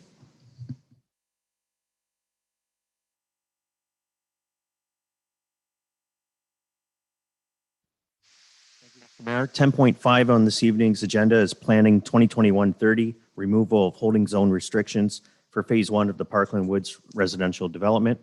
For receipt this evening, and that bylaw 2099 being a bylaw to remove the holding zone restriction, be read a first, second, and third time and be finally passed. Mover on this one, please. Councillor Bowman, Councillor Vandendahl. All in favor? It's carried. Thank you. Item 12 is County Council update. The first item are the minutes for receipt from the County Council meeting of October 20th. And then secondly, if the mayor or the deputy mayor have any updates this evening. Could I have a mover on the October 20th meeting? Mover on that one, please. Councillor Bjorkman and Councillor Bowman, all in favor? That's carried. And for the county council update, I'll just give you a few pointers. I'm sure you read Deputy Mayor's report. I guess he detailed it very, very well. The tax increase is 1.56, which was good. A lot of money's continues to flow into the mega hospital fund. CWATs, $200,000 a year is being put away for CWATs. County Road 50, I brought that forward, and I still shake my head on that one because my understanding was that it was going to be resurfaced all the way to where the old Meadows Hotel was, but I don't know how that never got in. But the past director, I think I brought that up last year, or Deputy Mayor Malash, and I was told that it was going to be done, but for some reason it's not being done, but they say the next budget. So with that EMS service, we know that we have a shortage of staff there, and they're adding 12 more staff members to EMS. We're waiting for new ambulances to arrive.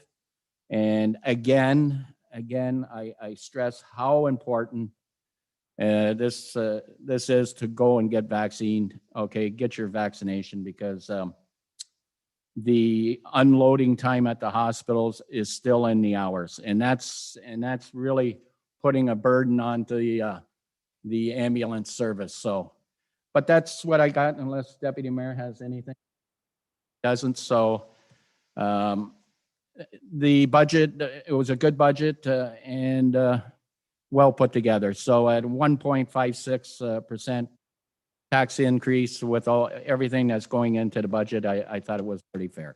So I'll leave it at that. Thank you. Item 13.1 this evening is correspondence to be received, that all of the correspondence in 13.1 be received and were indicated to further share. I have a motion to receive all the correspondence, and I'll come back if somebody wants. Motion, please. Deputy Mayor Malash. Seconder, please, on Councillor Guerin. Is there anyone there that anybody wants to speak on? All in favor? It's carried. Mr. Mayor, 13.2.1 is correspondence or a report from the County of Essex in reference to food and organics waste management program.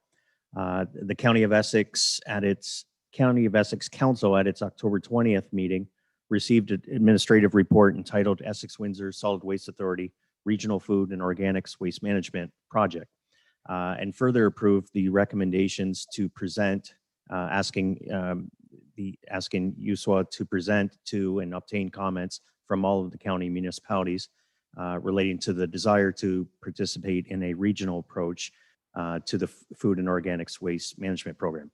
On November 15th, Essex Town Council received the noted presentation, and through you, Mr. Mayor, tonight, essentially looking for council to provide direction to its county representatives relating to the town of Essex interests, if any, in the proposed participation in that regional approach. Thank you, Rob. Any direction that council likes to put forward to county? No direction on the report. So all in favor of the report then? Yeah, I just received it. Councillor Bowman and Councillor Guerin. All in favor? It's carried. Thank you.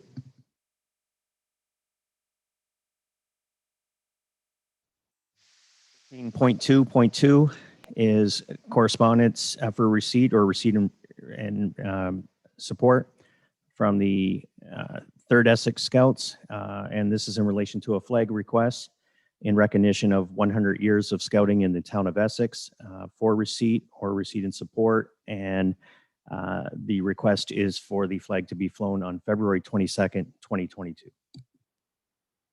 Okay, council, I need a mover, receive and support. Councillor Bowman, seconder, please. Councillor Bjorkman, all in favor? It's carried. 13.2.3 is correspondence from Sherry DeCedre indicating an interest to continue serving with the Committee of Adjustment to the end term of council for receipt or receipt and support. Have a mover, receive and support.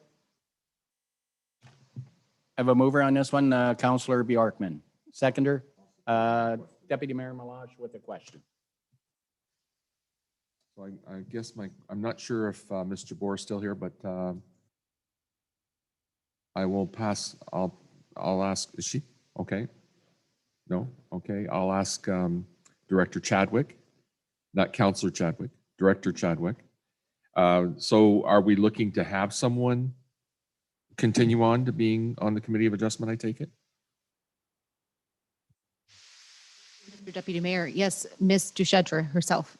Okay, so we're still missing somebody. That's what I'm asking, I guess. No, in fact, the position was open when Mr. Boudreau was appointed for the year as the town's building inspector.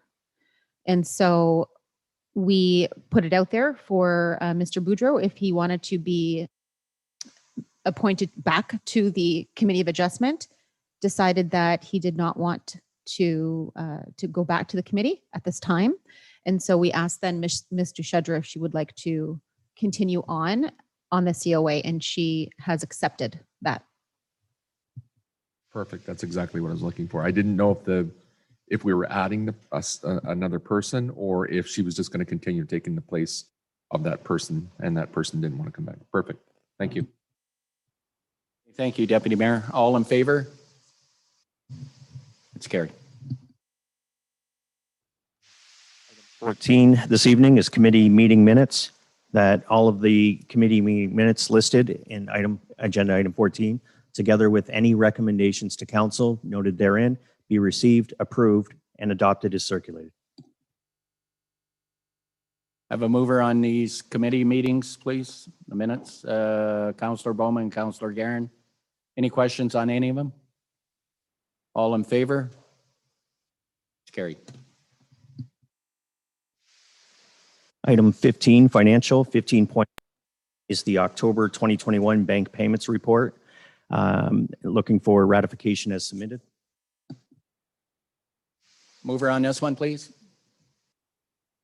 Councillor Van Dolen and Councillor Bjorkman. Questions? All in favor? Carried. 15.2 is the Town of Essex Financial Indicator Review and Municipal Financial Profile based on the 2020 Financial Information Return. And this is issued by the Ministry of Municipal Affairs and Housing, and it is before council this evening to be received for information. Information purposes only. Could I have a mover on this one? Councillor Bjorkman and a seconder, please. Councillor Bowman, any questions? All in favor? Carried. Item 16.1, as added during adoption of the published agenda this evening, is a new business item brought forward by Councillor Bond. And this is in reference to a request for a letter to be sent regarding the Windsor-Essex County Health Unit letter of instruction dated December 5th. Thank you, Rob. Has everybody on council read this letter yet? No, okay. Councillor Bondi, can you talk about this letter, please? Sure, Mr. Mayor. Thank you for the opportunity and for allowing this new business item. I do think it meets the qualifications of urgent and minor because it's really not asking a lot of council. It's that Essex Council let the Windsor-Essex County Health Unit know that we oppose the letter of instruction dated December 5th, 2021, which limits the indoor capacity of bars, restaurants to be only at 50% of their total capacity. Whereas residents in Windsor-Essex are able to cross the border and attend sporting events, restaurants, concerts without capacity restrictions. Whereas residents are able to attend local sporting events, shop in big box stores locally without capacity limits.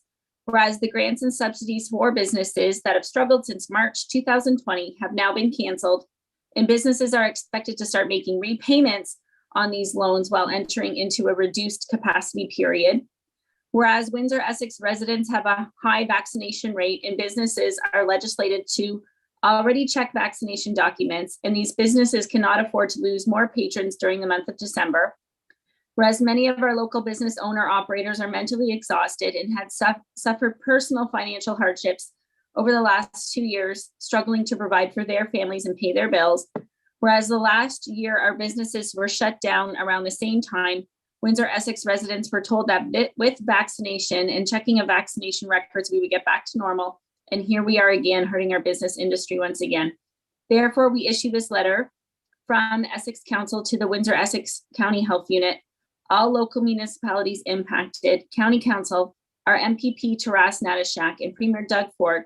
We're requesting that the letter of instruction be revoked so our businesses can operate on an equal playing field. I would be open to any friendly amendments that anybody has. I got asked to, again, see if Essex Council would write a letter, issue a statement, because our businesses are really suffering. The month of December for local restaurants is kind of one that gets them through the January, February, which is really hard. And these are the businesses that are checking vaccination records. So it just doesn't make sense. You know, you can go watch a hockey game, downtown Windsor, and, there's no capacity limits, but yet our small little mom and pop restaurants are being stuck with capacity limits. So I just think it's unfair. Looking to see what my council colleagues think. Thank you. Thank you, Councillor. Deputy Mayor Malash. Thank you. I'm in agreement with the letter. Let me tell you that, first of all, that I do agree that this is unfair to restaurants.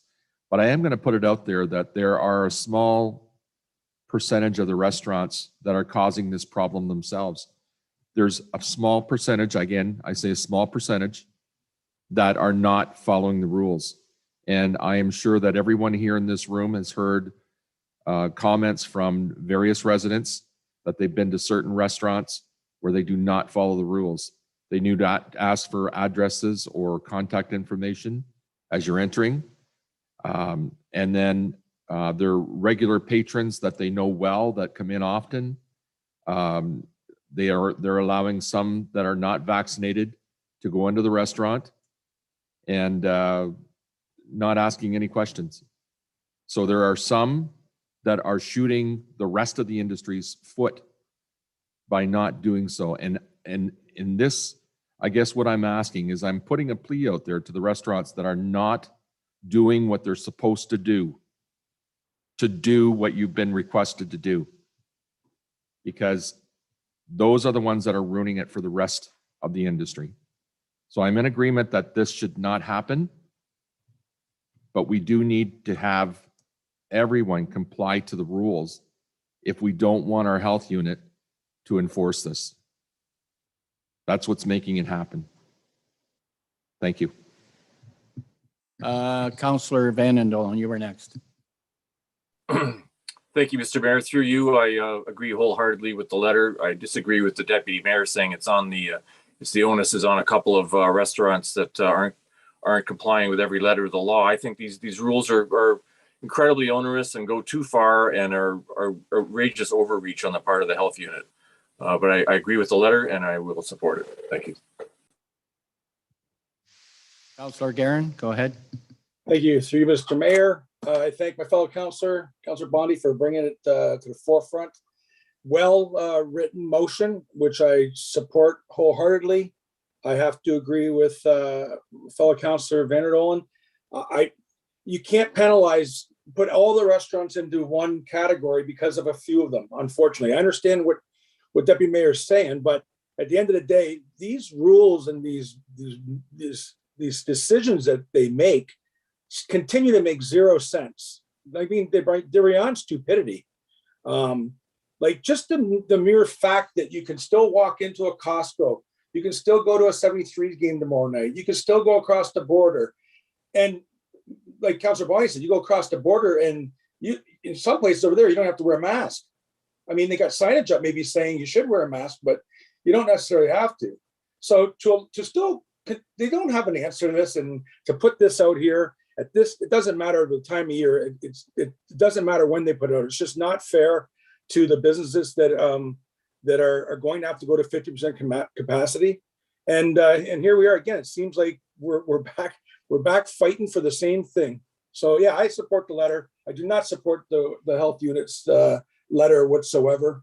And I think we'll do this letter, and it'll probably go on. No one will probably listen to it anyways, but I think we got to continue to put the letter out. And if it means somebody wants to put together something and go stand in front of the health unit building, I'm on board. Just let me know when it is, and I'll be there with you.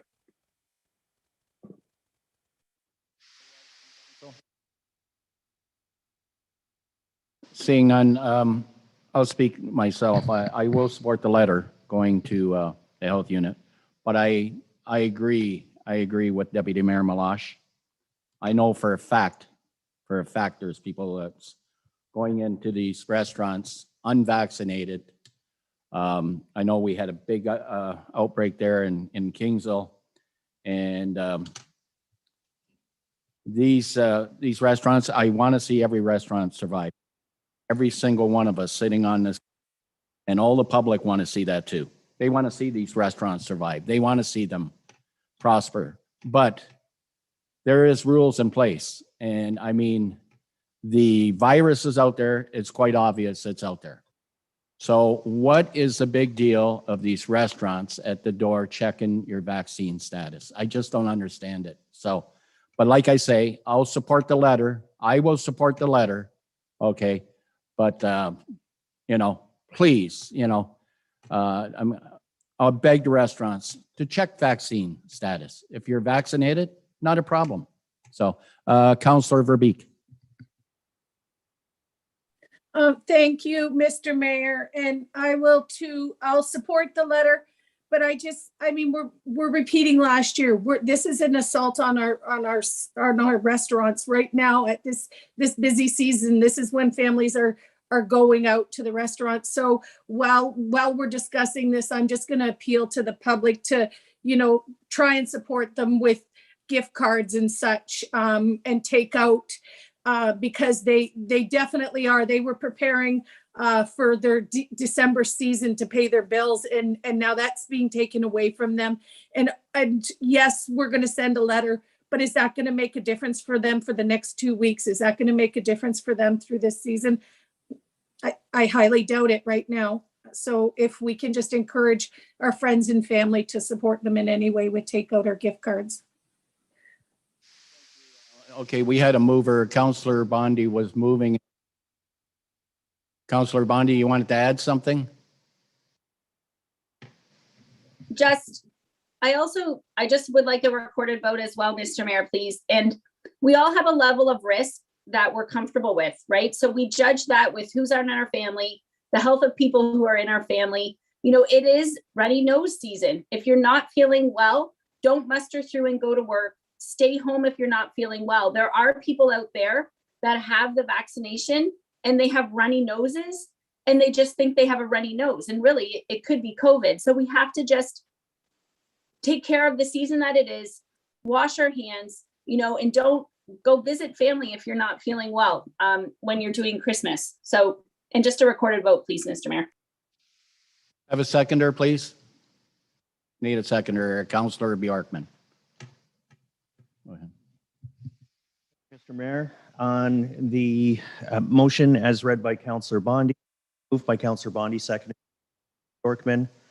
On the motion, how do you vote, Councillor Bondi? Support. Councillor Vanderdolen, how do you vote?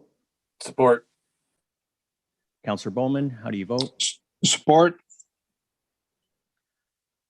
Councillor Bjorkman, how do you vote? Support. Councillor Verbeek, how do you vote? Support. Councillor Guerin, how do you vote?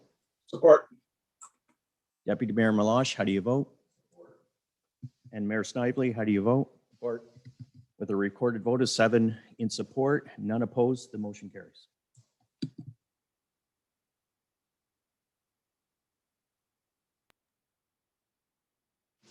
Oh, through you, Mr. Mayor, 8 in support, none opposed. My apologies. Item 17.1 under notices of motion. The following notice of motion was first presented. This motion is being presented this evening and will be brought forward for council's consideration at the December 20th meeting. That council have a discussion regarding persistent dog barking and the negative impact it have on the quality of life for residents of the town of Essex and how complaints regarding this matter are to be enforced in accordance with the town of Essex noise bylaw. Again, for presentment and for consideration by council at the December 20th. Item 18, any reports and announcements from the council members this evening? Councillor Bowman, you have anything? Councillor Verbeek, anything? Yes, Mr. Mayor, through you. So we were on the agenda at 13.2.1, we were to receive and support the food organics waste management program. So moving forward, I have to be clear. I came, ready. I thought this would be a real, I thought we'd have boisterous discussion on it. So I want to confirm that because no member of council would support the motion to opt into this program, that the mayor and the deputy mayor at the next county council will will relate to county council that Essex does not choose to opt in. That'll be done, Councillor, for sure. Okay, I just needed confirmation. I was just shell shocked. I thought we were going to have boisterous discussion and then we'd have a vote. Do we opt in or opt out? But okay, I just wanted confirmation. We know where council stands on it. Thank you very much. Oh, and December 17th, come to Stroll by Santa at the McGregor Parkette. Councillor Guerin, you were next. Anything? Nope. Okay, Councillor Bondi, anything? Yes, just a quick announcement that Essex Food Basket will be at the Harrow Soccer Complex this Sunday from 10 till 2, along with Lisa Fisher is going to be giving away coats. So if anybody needs food or winter coats, spread the word and come on out. Thank you. Yep. Councillor Bjorkman, you have anything? Thank you, Mr. Mayor. Yep, on behalf of the ACT Committee, just a reminder of the Marion Bright decorating contest for your lights and inflatables and anything you want to put in your front yard to get all Christmassy and have people come by and have a look. Go on the website and you'll see where you can upload pictures of your place and get in the competition for the best decorated. And that the parade is on regardless of what the health unit is trying to keep us all away from. There will be some Christmas in Essex this weekend. So go on the website, check the times, and come on downtown and enjoy yourselves and your family. Thank you.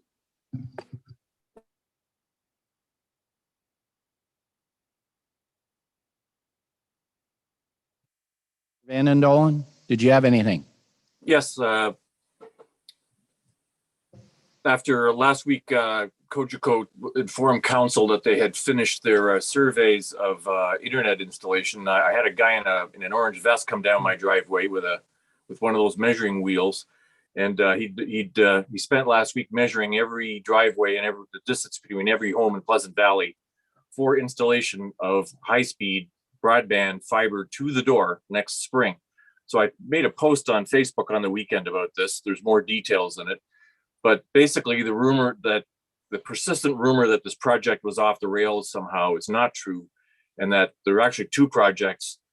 All the eastern beaches on the lake shore, the lake shore of Essex, are all being done by Cogeco, and most of them to the west as well.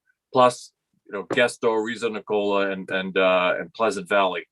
So a bunch of us on council have worked hard the last few years to push this through, and it's coming in the spring. And obviously, it's not everybody, but the maps are on our website if you want to see where it's coming. And it's great news. I couldn't be happier about this. Thank you.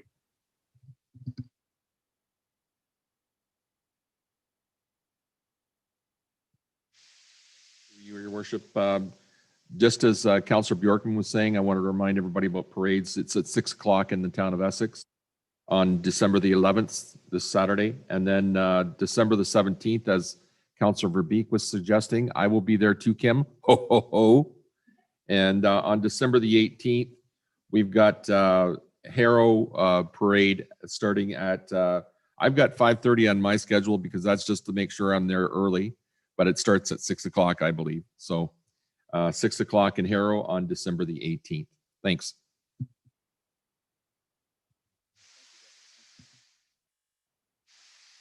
Item 19 this evening is bylaws. Bylaw 2097 to confirm the proceedings from the November 15th regular meeting of council for third reading this evening. Mover on this one, Councillor Bowman and Councillor Bjorkman. All in favor? Carried.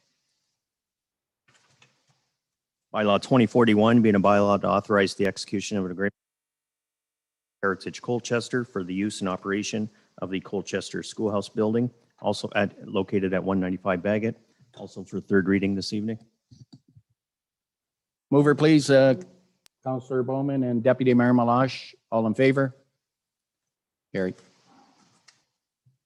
Bylaw 2022 being a bylaw to provide for the Lawrence Quick Train for third reading this evening. Mover on this one. Deputy Mayor Malash and Councillor Garin. All in favor? Carried. Bylaw 2076 being a bylaw to provide for the Malden Road West Train, also for third reading this evening.